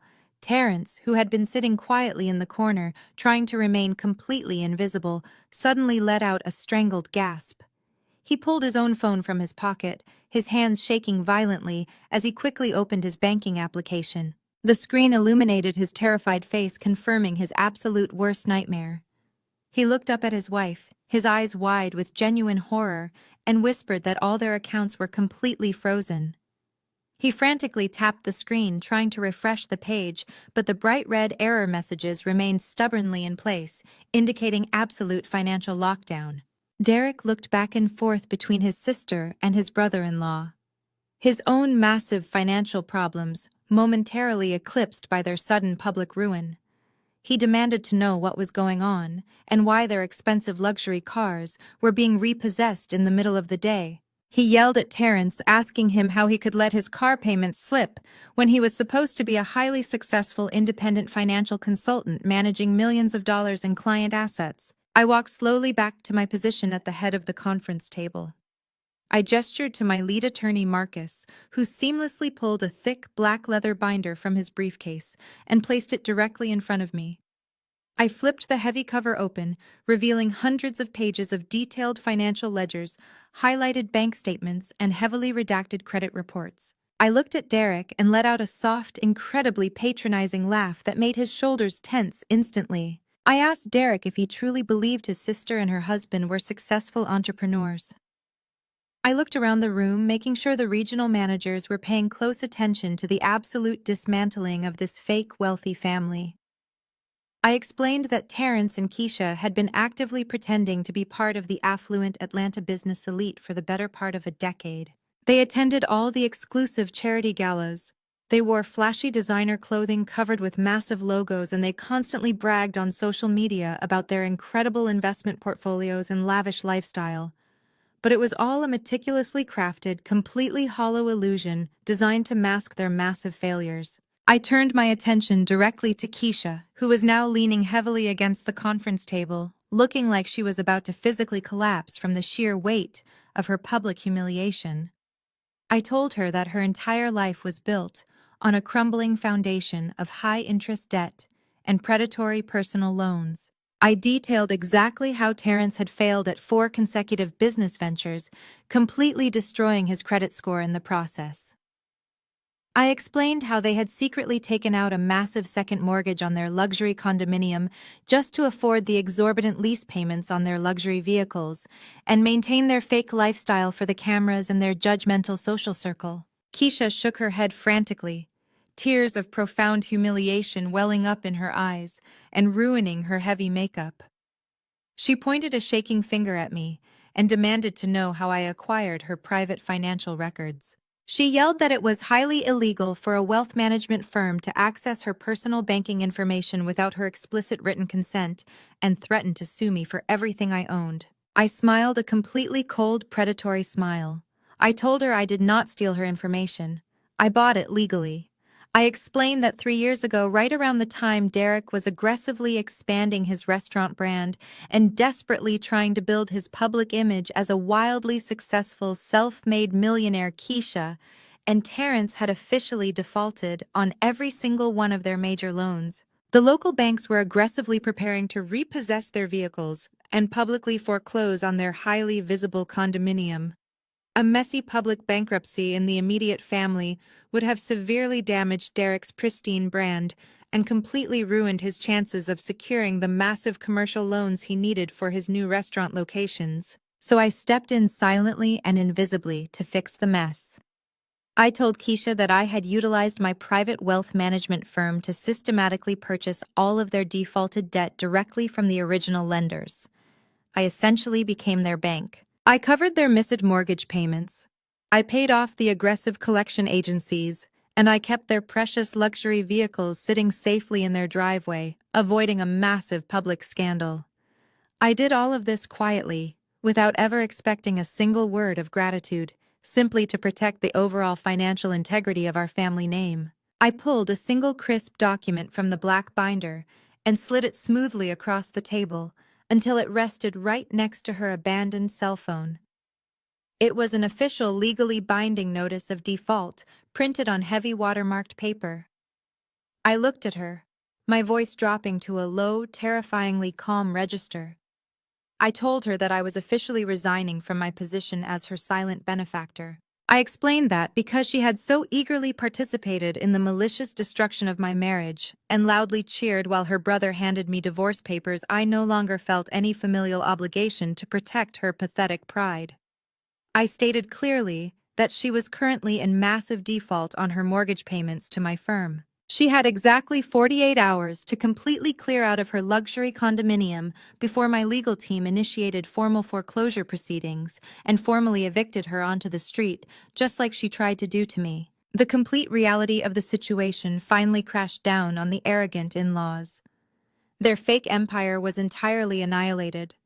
They did not just lose their expensive cars today.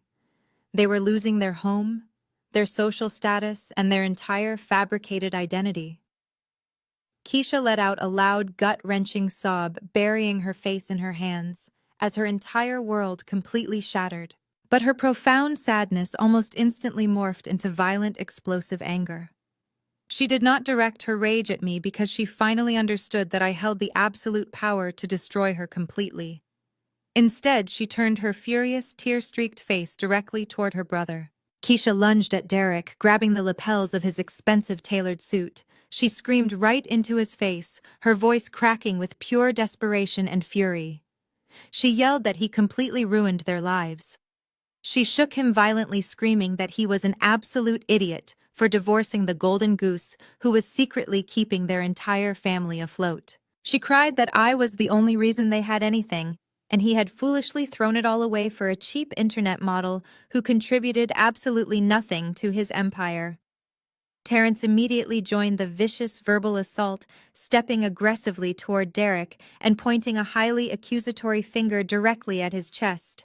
Terrence yelled that Derek was a massive, catastrophic failure who had selfishly dragged their entire family down into the gutter with his incredibly stupid business decisions. Derek was completely paralyzed, his eyes wide with disbelief.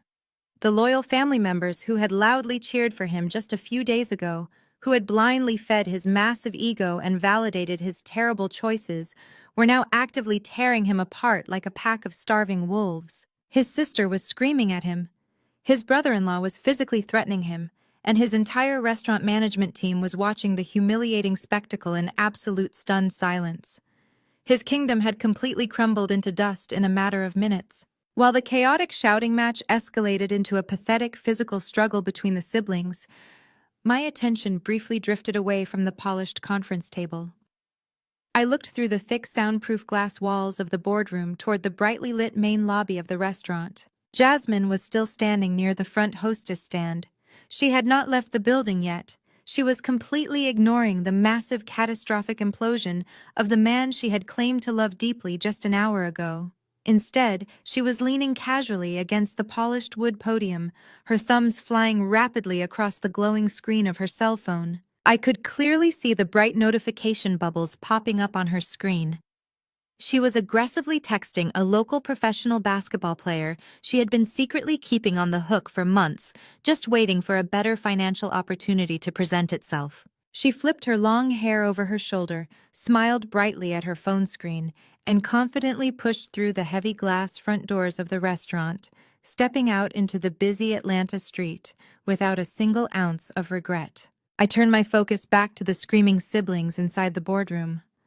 I calmly closed the thick black binder and picked up my designer handbag.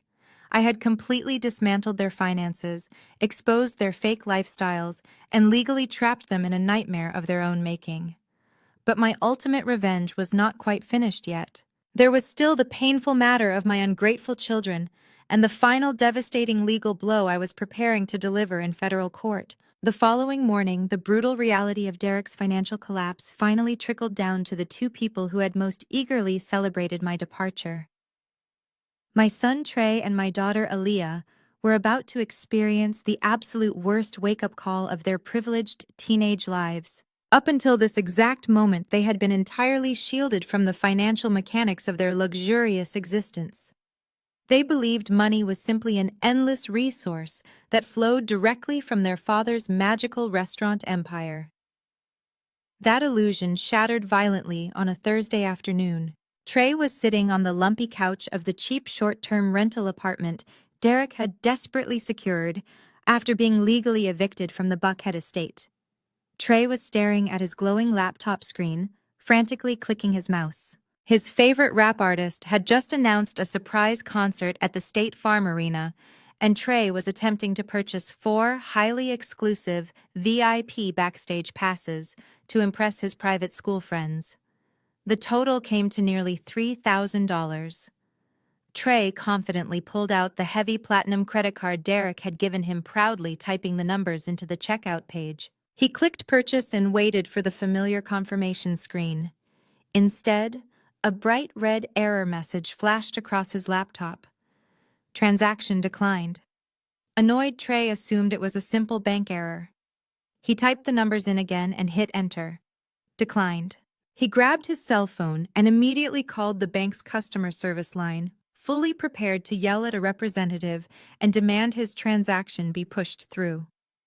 But the automated voice on the other end of the line delivered a cold, robotic message stating that the account had been permanently suspended due to severe insufficient funds and multiple overdraft violations. Across the small, cramped living room, Aaliyah was experiencing her own catastrophic financial crisis. She was pacing back and forth furiously, tapping her cell phone screen. She had a major private school social event that weekend, and she was trying to contact her personal celebrity stylist, a woman who normally came to our house to perfectly tailor Aaliyah's designer outfits and handle her hair and makeup. Aaliyah finally got the stylist on the phone and began barking orders, demanding the woman come over immediately with several new dress options. The stylist cut Aaliyah off mid-sentence. Her tone was completely devoid of its usual sycophantic warmth. The stylist bluntly informed my 13-year-old daughter that the monthly $10,000 retainer fee Derek usually paid had violently bounced twice. The stylist told Aaliyah that until the outstanding balance was settled in cash, she was officially dropping her as a client, and she advised Aaliyah to start learning how to use a curling iron herself.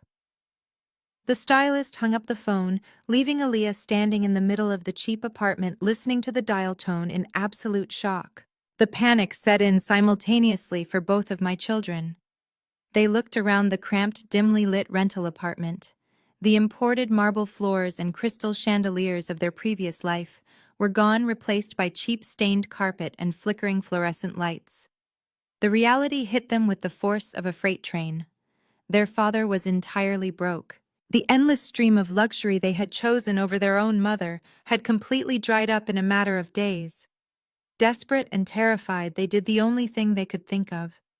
They called a standard Uber because their private car service accounts were canceled, and they directed the driver to my midtown wealth management firm. I was sitting in my corner office reviewing a portfolio when my assistant Maya buzzed my intercom. She informed me that my children had just arrived in the lobby and were begging the security guards to let them upstairs. I told Maya to escort them up to my office. When the heavy mahogany doors swung open, I barely recognized the 2 teenagers standing in the doorway. They looked completely disheveled. Trey was wearing a wrinkled t-shirt and his expensive sneakers were scuffed. Aaliyah's hair was messy and her face was stained with fresh tears. They did not look like the arrogant, entitled children who had mocked me at the restaurant. They looked like terrified refugees fleeing a war zone they had actively helped create. They practically ran across the plush carpet, throwing themselves into the expensive leather chairs across from my desk. The floodgates completely opened. They both started crying uncontrollably, speaking over each other in a frantic, desperate rush. They complained bitterly about the horrific living conditions in Derek's new apartment. They whined that since the professional cleaning staff was gone, Derek was constantly screaming at them, forcing them to scrub the bathrooms, wash the dishes, and do their own laundry. They complained that Derek was in a perpetual state of explosive rage, throwing things around the apartment and blaming everyone else for his massive business failures. They cried about how humiliating it was to have their credit cards declined and their service providers drop them.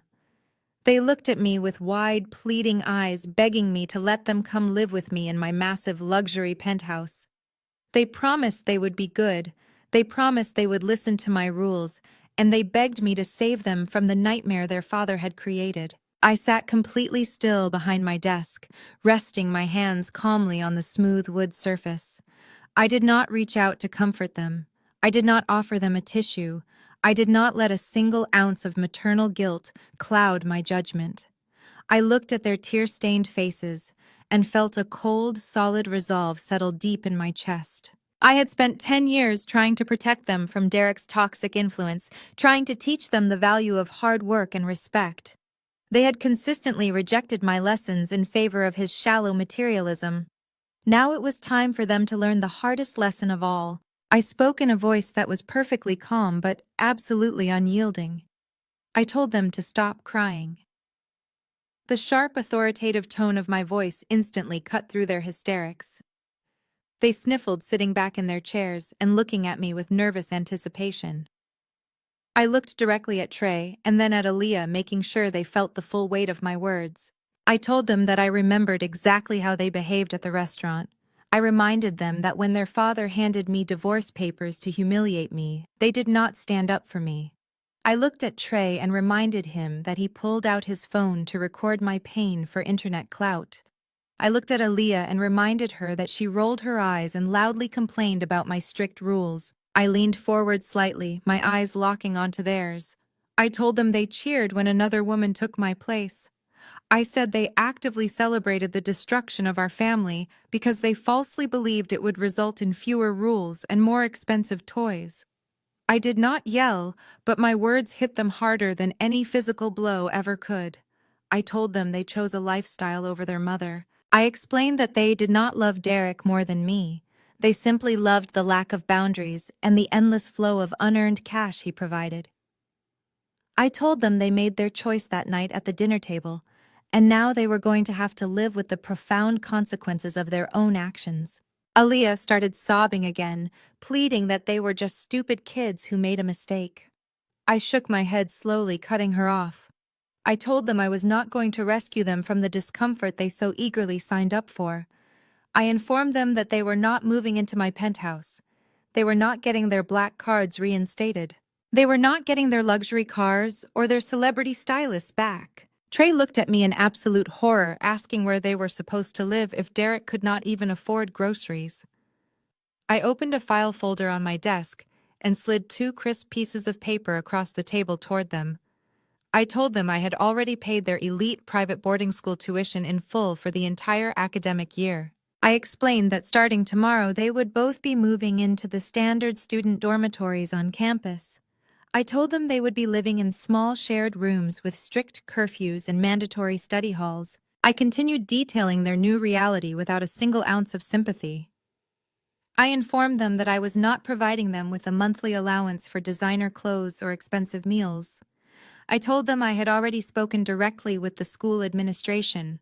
If they wanted spending money to go to the movies or buy new shoes, they were going to get part-time jobs working in the school cafeteria. I told them they would learn how to sweep floors, serve food, and clean tables. I looked at their completely stunned, devastated faces and told them this is what the real world looks like when you do not have a mother quietly fixing all of your mistakes behind the scenes. I instructed them to go back to their father's apartment, pack their essential school supplies, and be ready for the campus shuttle to pick them up at 6 o'clock the next morning. I dismissed them from my office without a hug or a goodbye. They walked out of the heavy mahogany doors, entirely broken, their toxic entitlement completely stripped away. I watched the door click shut, knowing I had just given them the greatest gift a mother could provide. I gave them a forced entry into reality. While I was meticulously executing the restructuring of my children's moral foundation, Derek was sinking deeper into a pit of sheer absolute desperation. With his business on the verge of total collapse, his sister facing imminent foreclosure, and his mistress long gone, his massive ego demanded one final explosive act of retaliation. He could not beat me in the boardroom, and he could not beat me in civil court. He needed a way to completely destroy my pristine corporate reputation and drag me down into the mud with him. Derek scoured the city and finally hired an aggressive, sleazy new lawyer known for his highly unethical legal tactics. This lawyer was a bottom feeder who specialized in finding obscure legal loopholes to extort wealthy individuals. Derek paid him with the very last of his hidden offshore funds. The lawyer spent days aggressively tearing through the incredibly complex documents from our swift divorce and the structural filings of my wealth management firm. He was looking for any possible angle to manufacture a fraudulent claim against me. And in the dark, murky depths of federal tax law, he found a highly dangerous loophole. Derek and his new lawyer immediately filed an emergency petition in federal court. They accused me of massive corporate fraud, hoping to drag me into a brutal federal investigation that would freeze my assets, destroy my firm, and take me down with him. The final war was about to begin. The final war began on a quiet Tuesday morning, exactly 1 week after my children moved into their cramped boarding school dormitories. I was standing in the sleek glass-enclosed reception area of my wealth management firm, greeting a highly influential new client. The elevator doors opened with a soft chime, and a man in a plain gray suit stepped out. He completely bypassed my security desk and walked directly toward me. Before my private security guards could intercept him, he reached into his jacket and pressed a thick sealed envelope directly against my chest. He clearly stated that I was officially served and immediately turned around, walking back into the open elevator. I did not panic. I calmly excused myself from my client, handing them over to my senior vice president, and walked briskly back to my corner office. I sliced the heavy envelope open with a silver letter opener. The documents inside were not standard local civil court filings. They were massive, heavily stamped federal court subpoenas. Derek had actually managed to find a lawyer reckless and desperate enough to file a massive federal lawsuit against my corporate entities. I read through the aggressive, fabricated legal claims. Derek was officially suing to completely void our signed divorce agreement. His sleazy new attorney was aggressively claiming that Derek had signed the initial dissolution papers under extreme financial duress and deliberate corporate fraud. The legal filing was a masterpiece of absolute fiction. Derek boldly claimed that I had purposefully manipulated his business ledgers, deliberately hiding the true value of the holding company to trick him into surrendering his assets. He argued that the entire structure of the CR Holdings Group was essentially a massive illegal embezzlement scheme. He claimed I had been secretly siphoning millions of dollars from his hardworking restaurant staff for years, funneling the stolen cash into my offshore trusts. It was an incredibly dangerous accusation because it directly attacked my professional integrity in the highly regulated financial sector. Derek knew he did not have the actual evidence to win a federal trial, but winning was never his actual strategy. He wanted to destroy my reputation so thoroughly that I would be forced to settle out of court just to make him go away. And he did not stop with the legal filings. Less than 2 hours after I was served, a highly sensationalized article appeared on the front page of a prominent Atlanta business blog. Derek had leaked the federal subpoena directly to the local press. The headline was incredibly damaging, painting me as a ruthless corporate predator who had maliciously stolen a beloved local restaurant empire from a hard-working, self-made Black entrepreneur. The mud-slinging campaign escalated incredibly quickly. Local news stations picked up the fabricated story, running segments about the nasty, high-profile divorce that was tearing apart a local business staple. They interviewed former disgruntled restaurant employees who falsely claimed I used to come in and demand free food while treating the staff terribly. Derek even went on a local morning radio show playing the role of the broken, betrayed husband. He cried on the radio, begging the city of Atlanta to boycott my wealth management firm, claiming I was a corrupt financial monster who destroyed my own family for pure greed. Keisha and Terrence, having recently lost their own luxury condominium to my foreclosure, completely refused to answer the phone when Derek called them for public support, choosing to let him burn alone. The public fallout was immediate and highly stressful. My corporate phone lines began ringing constantly. Several of my high-net-worth clients called my office directly expressing deep concern about the federal fraud allegations. In the world of private wealth management, trust and absolute discretion are the only currencies that actually matter. A federal lawsuit alleging severe financial embezzlement was a massive red flag for billionaires looking to protect their assets.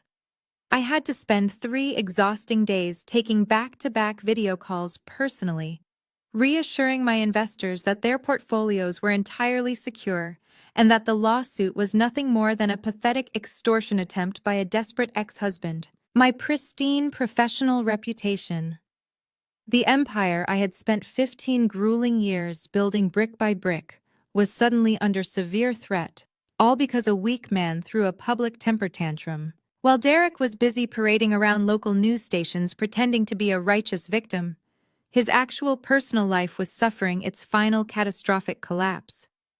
Jasmine had walked out of the boardroom a few days prior, but she had not completely finished draining Derek of his remaining assets. She knew exactly how heavily he relied on cash and physical luxury items to maintain his false image. When they briefly moved into the cheap short-term rental apartment, Derek had managed to salvage a heavy steel lockbox from our Buckhead estate. It contained the very last of his hidden wealth. Derek returned to the cramped rental apartment late Thursday evening, feeling incredibly smug after completing another radio interview, where he successfully dragged my name through the mud.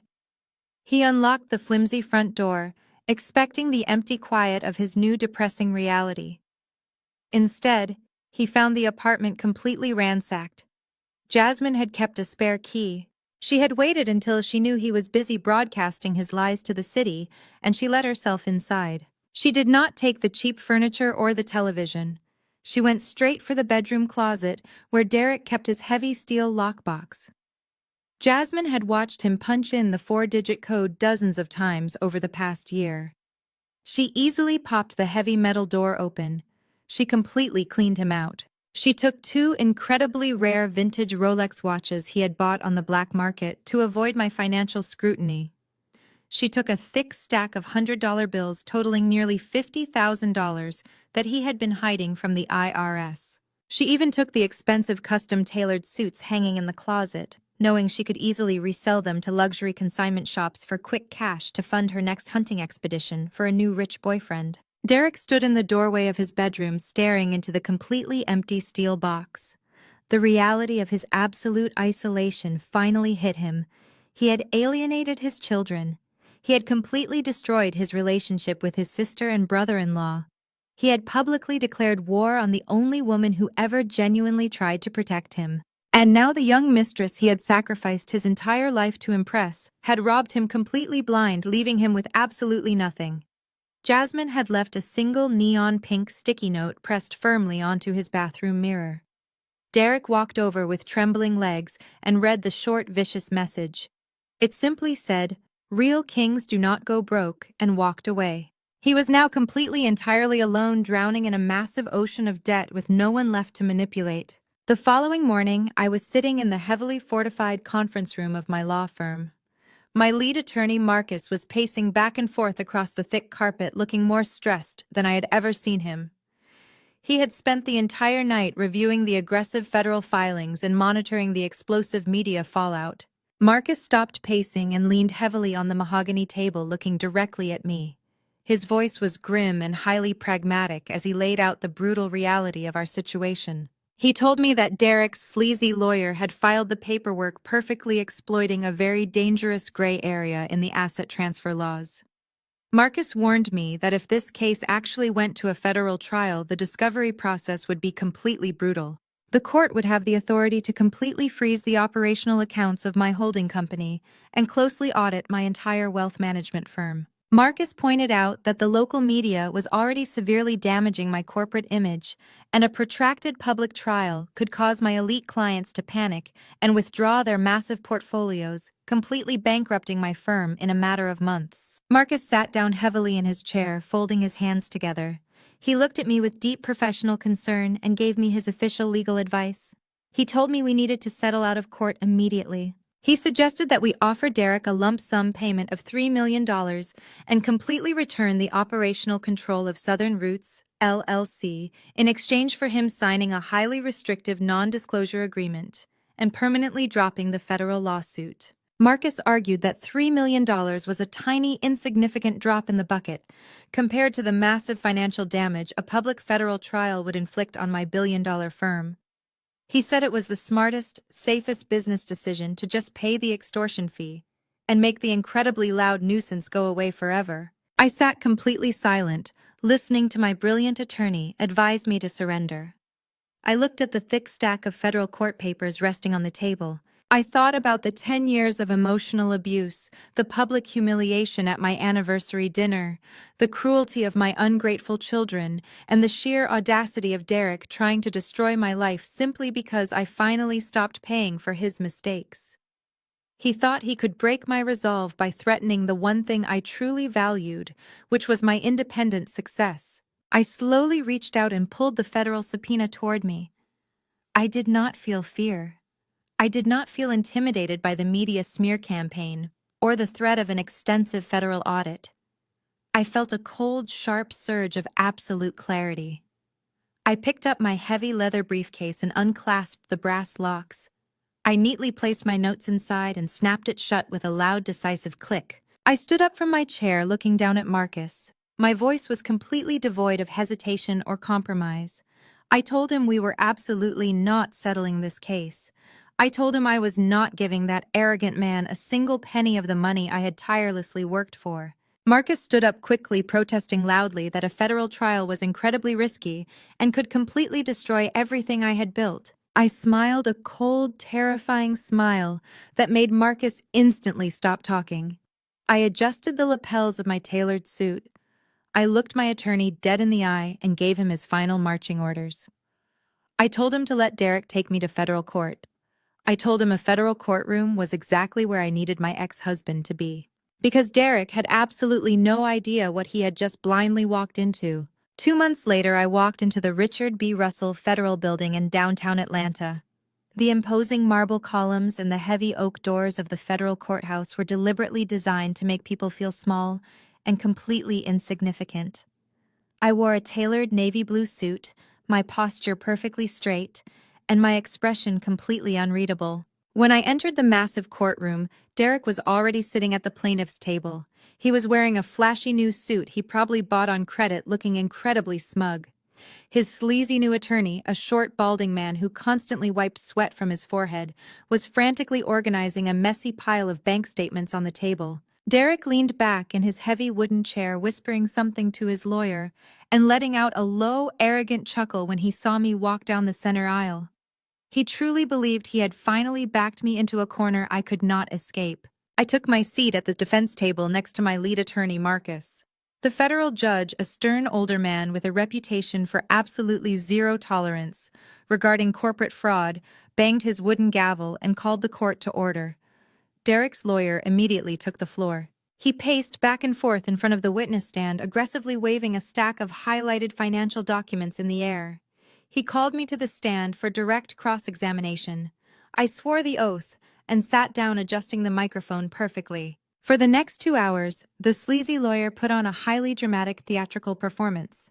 He aggressively questioned me about the complex financial relationship between Southern Roots, LLC, and the CR Holdings Group. He held up poster boards showing massive wire transfers moving from the restaurant operational accounts directly into my private wealth management trust funds. He asked me repeatedly if I had authorized those transfers. I answered calmly and truthfully every single time, stating that yes, I had authorized the movement of those specific funds. Derek's lawyer turned to the judge, throwing his hands up in the air in mock outrage.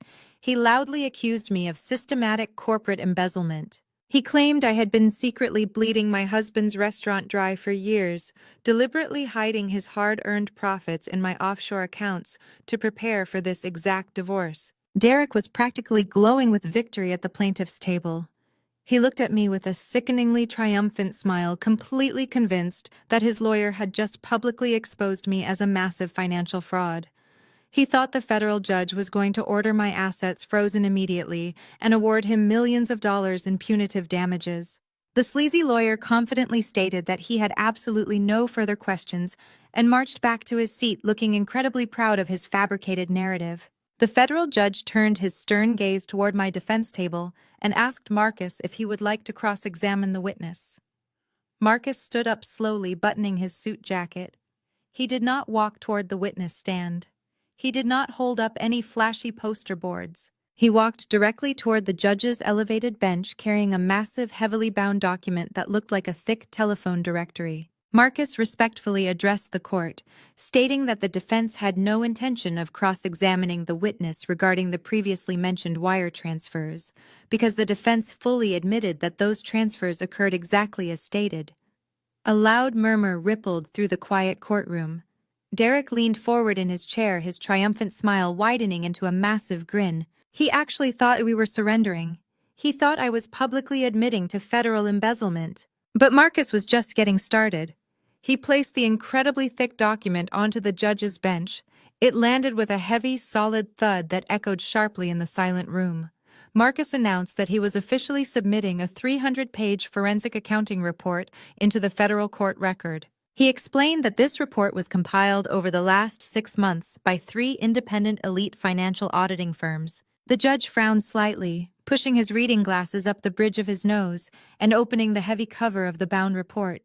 Marcus turned around and looked directly at Derek's sleazy lawyer, his voice cutting through the tension like a razor. Marcus explained to the court that the millions of dollars transferred from the restaurant accounts into my holding company were not embezzled funds. He stated clearly that those transfers were fully documented, legally required tax reserve holdbacks, and authorized franchise royalty payments, all explicitly outlined in the vendor contracts Derek had signed years ago. Marcus then delivered the massive, devastating pivot. He told the judge that the real issue at hand was not the money moving into my accounts. The real issue was the money that had completely disappeared from Derek's cash registers. The confident grin on Derek's face instantly vanished. The color began to rapidly drain from his cheeks, leaving him looking physically sick. His sleazy lawyer suddenly stopped wiping his forehead and stared wildly at Marcus, completely blindsided by this new direction. Marcus methodically broke down the contents of the 300-page forensic report. He revealed that for the past 3 years, Derek had been systematically skimming massive amounts of unreported physical cash from all 5 of his restaurant locations. He had been intentionally keeping a secondary set of fraudulent digital bookkeeping ledgers to completely hide the daily cash revenue from his own accounting department. Marcus read aloud from the report, detailing exactly how Derek had been illegally funneling hundreds of thousands of unreported untaxed dollars into hidden offshore accounts in the Cayman Islands. Marcus did not stop there. He produced a secondary folder containing dozens of high-resolution photographs and itemized receipts. He submitted them to the judge, explaining exactly what Derek was doing with the stolen untaxed cash. He showed the court the receipts for Jasmine's solid gold Cartier love bracelet, the first-class tickets for their luxury vacations to Cabo San Lucas, and the massive deposits on expensive designer handbags. Derek had been actively committing severe federal tax evasion and wire fraud to fund the lavish lifestyle of his young mistress. Derek tried to stand up from his chair, his legs shaking violently. He opened his mouth to object, to scream that it was all a lie, but his sleazy attorney aggressively pulled him back down by his jacket sleeve, completely terrified of angering the federal judge. The attorney frantically whispered to Derek, asking him if the offshore accounts were real. Derek just stared straight ahead, completely paralyzed by the sheer magnitude of his exposure. I looked down from the elevated witness stand, watching the absolute destruction of his ego. I leaned forward toward the microphone, my voice perfectly calm and remarkably cold. I addressed Derek, directly ignoring his panicking lawyer. I asked him why he thought I signed those divorce papers so incredibly fast that night at the restaurant. Derek slowly raised his head, looking up at me with eyes full of absolute terror. He was finally beginning to understand the lethal trap he had aggressively built for himself. I told him that his cheap strip mall lawyer was so desperately focused on securing 100% ownership of the restaurant for him that he completely failed to understand the liability clauses he was drafting. I reminded Derek that by aggressively demanding sole ownership of the LLC, he explicitly drafted a legally binding clause stating that the petitioner assumed 100% sole responsibility for all financial operations, debts, and tax liabilities incurred by the business during the entirety of our marriage. I looked him dead in the eye and delivered the final crushing blow. I told him that by signing that document, he legally and irrevocably insulated me from his massive financial crimes. I told him I knew about the skimming, the fake ledgers, and the offshore accounts for a very long time. I knew the Internal Revenue Service would eventually audit his highly suspicious cash flow. When he proudly handed me those flawed divorce papers, he essentially handed me a bulletproof legal shield. He officially took the sole legal blame for 3 years of intentional federal tax evasion. The absolute silence in the massive courtroom was suffocating. Derek was hyperventilating, gasping for air as the true reality of his situation crushed his chest. He had brought me to federal court hoping to ruin my corporate reputation. Instead, he had just forcefully handed the federal government a meticulously documented confession of his own massive felonies. His sleazy lawyer quietly began packing his briefcase, completely abandoning his client, realizing that this case was suddenly a toxic radioactive hazard to his own legal career. The federal judge slowly closed the heavy 300-page forensic accounting report. He took off his reading glasses and looked down at Derek with an expression of pure, absolute disgust. The judge did not ask for closing arguments. He did not ask for any further witness testimony. The evidence presented in the forensic audit was overwhelmingly conclusive and entirely damning. The judge picked up his heavy wooden gavel and hit the sounding block with a sharp, violent crack that made Derek physically jump in his seat. The judge announced in a booming, authoritative voice that based on the severe and highly documented evidence of criminal financial misconduct presented today, he was suspending this civil hearing immediately. He looked directly at Derek, whose face was completely buried in his trembling hands. The judge stated firmly that he was sealing the financial evidence and forwarding the entire case docket directly to the Criminal Investigation Division of the Department of Justice. The heavy wooden doors of the federal courtroom swung open, and Derek stumbled out into the wide, brightly lit marble hallway. He was pale, sweating profusely, and struggling to catch his breath as if the oxygen had been completely sucked out of the room. His sleazy attorney had already abandoned him, rushing past him without a single word and disappearing into a crowded elevator. Derek was entirely alone, left to process the terrifying reality that his malicious plan to destroy my life had just resulted in his own absolute legal destruction. Before he could even take 5 steps toward the exit, 2 men wearing dark conservative suits and stern expressions stepped directly into his path, blocking his escape. They were not court security guards. They pulled heavy brass badges from their suit jackets, identifying themselves as special agents with the Internal Revenue Service Criminal Investigation Division.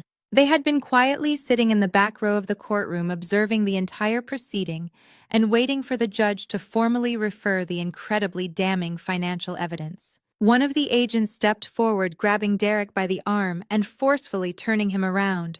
He instructed Derek to place his hands behind his back.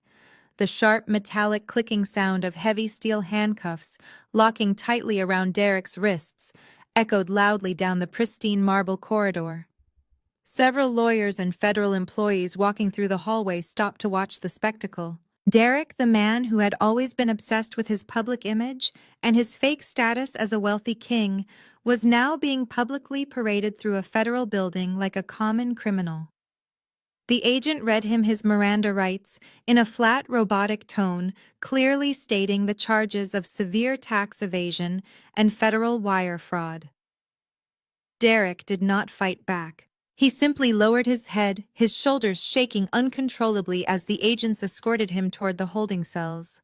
His empire was officially dead, and his freedom was permanently gone. The devastating ripple effect of his massive downfall quickly swept away the rest of the parasites who had so eagerly fed on his toxic arrogance.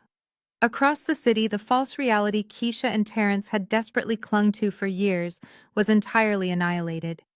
They were no longer living in a luxury condominium or driving expensive imported vehicles. Following the swift and brutal foreclosure executed by my wealth management firm, they were forced to pack whatever cheap clothing they had left into heavy garbage bags and move into a tiny, rundown apartment complex on the gritty outskirts of Atlanta. The peeling paint on the walls of their new building and the flickering fluorescent lights in the cramped stairwell served as a constant, painful reminder of their massive public failure.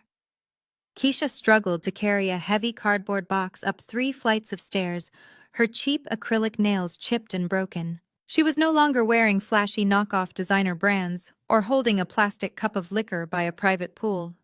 She looked exhausted, deeply bitter, and entirely broken. Terrence trudged behind her, his head hanging low, stripped of the fake confidence he used to project when he was pretending to be a successful financial consultant. They had spent their entire adult lives mocking me and trying to tear me down out of pure jealousy. Now they were completely isolated, living in absolute squalor with absolutely no one to blame but their own malicious stupidity. Jasmine, the young Instagram model who had eagerly helped destroy my marriage, found herself exactly where she started. A few days after robbing Derek blind, she was standing on a busy downtown street corner, wearing another highly inappropriate skin-tight dress and checking her reflection in a store window. A flashy, expensive sports car pulled up to the curb, and the passenger door swung open. Jasmine forced a wide fake smile onto her glossy lips and slipped into the leather seat. The man sitting behind the steering wheel was significantly older than Derek, completely out of shape, and looking at her with a predatory, entitled gaze. Jasmine giggled loudly, reaching over to touch his arm, playing the exact same manipulative role she had played 100 times before. She thought she was being clever, but she was actually trapped in an endless hollow cycle of selling her youth and her dignity to men who would never truly respect her. She would spend the rest of her life chasing an illusion of wealth entirely dependent on the fragile egos of insecure men, while possessing absolutely zero actual power of her own. While the adults in Derek's life were suffering the harsh, permanent consequences of their own toxic behavior, my two teenagers were experiencing a completely different kind of reckoning. Miles away at their strict, elite boarding school, the reality of the real world was finally breaking through their heavily entitled mentalities. The massive school cafeteria was completely empty, the other wealthy students having long since returned to their comfortable dorm rooms for the evening. Trey and Aaliyah were wearing standard-issued plain gray custodial uniforms, completely stripped of the expensive designer streetwear they used to worship. Trey was pushing a heavy yellow mop bucket across the sticky linoleum floor, his arms aching from the intense physical labor. He wiped the sweat from his forehead with the back of his hand, looking down at the dirty water sloshing in the bucket. He was no longer the arrogant boy who demanded a brand new Porsche. He was learning exactly how many hours of grueling physical work it took just to earn $20. Aaliyah was wiping down the long cafeteria tables with a thick rag soaked in industrial bleach. Her hands were dry and cracked, entirely devoid of the expensive manicures her celebrity stylist used to provide. She finished scrubbing the last table and collapsed into a hard plastic chair, letting out a long, exhausted sigh. She reached into her pocket and pulled out her basic, inexpensive cell phone. She did not open a social media application to post a mocking video. She did not care about internet clout or the opinions of her superficial classmates anymore. Instead, she opened her photo gallery and clicked on a picture of me. It was an older photo taken at one of my corporate charity galas. I was wearing a sharp, tailored suit, looking confident, powerful, and entirely in control of my own destiny. Aaliyah stared at the screen for a very long time, her tired eyes tracing the lines of my face. A single quiet tear slipped down her cheek. In the silence of that empty cafeteria, exhausted and humbled, she finally understood. She finally recognized the profound difference between the loud, chaotic toxicity her father provided and the quiet, unyielding strength her mother possessed. She realized that my strict rules, my financial boundaries, and my absolute refusal to tolerate disrespect were the ultimate acts of love. She finally understood the true meaning of respect, and she knew she had a very long, difficult road ahead to earn mine back. Back at the federal courthouse, I did not stay in the marble hallway to watch the IRS agents place Derek in handcuffs. I did not stand there and gloat over his massive destruction. I did not need to see him cry or beg for mercy to feel validated. I simply turned around and walked in the opposite direction. The sharp, rhythmic clicking of my designer heels on the highly polished marble floor echoed through the massive federal building, a steady, confident beat of absolute victory. I pushed open the heavy glass exit doors and stepped out into the bright, warm Atlanta sunlight. The city was bustling with energy, completely unaware of the massive empire that had just violently collapsed inside that courtroom. My immaculate black Bentley Mulsanne was already waiting patiently at the curb. My private driver immediately stepped out, opening the heavy rear passenger door with a respectful nod. I slid into the incredibly plush leather interior, the cool air conditioning instantly washing over me. The heavy door closed with a solid, reassuring thud, shutting out the noise of the busy street entirely. I reached into my designer handbag and pulled out my sleek silver laptop. I rested it on my lap and opened the screen, the bright light illuminating my calm, focused face. I did not spend a single second dwelling on the pathetic man I had just legally annihilated. I had international portfolios to review, high net worth clients to advise, and a massive billion-dollar holding company to manage. As the luxury vehicle pulled smoothly away from the courthouse, merging flawlessly into the fast-moving city traffic, I allowed myself one final, small, satisfied smile. The absolute ultimate revenge against a toxic, narcissistic family was not a loud screaming match or a dramatic public display of emotion. It was surgical. It was perfectly legal. And above all else, it was beautifully, completely silent. Thank you so much for watching this story to the very end. If you have ever had to quietly and surgically remove toxic family members from your life, let me know how you found your peace in the comments below. Please do not forget to hit the like button and subscribe to the channel for more stories about reclaiming your power and building your own empire against all odds.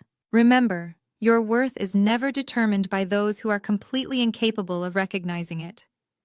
Protect your peace, build your wealth, and always let your success make all the noise. See you in the next video.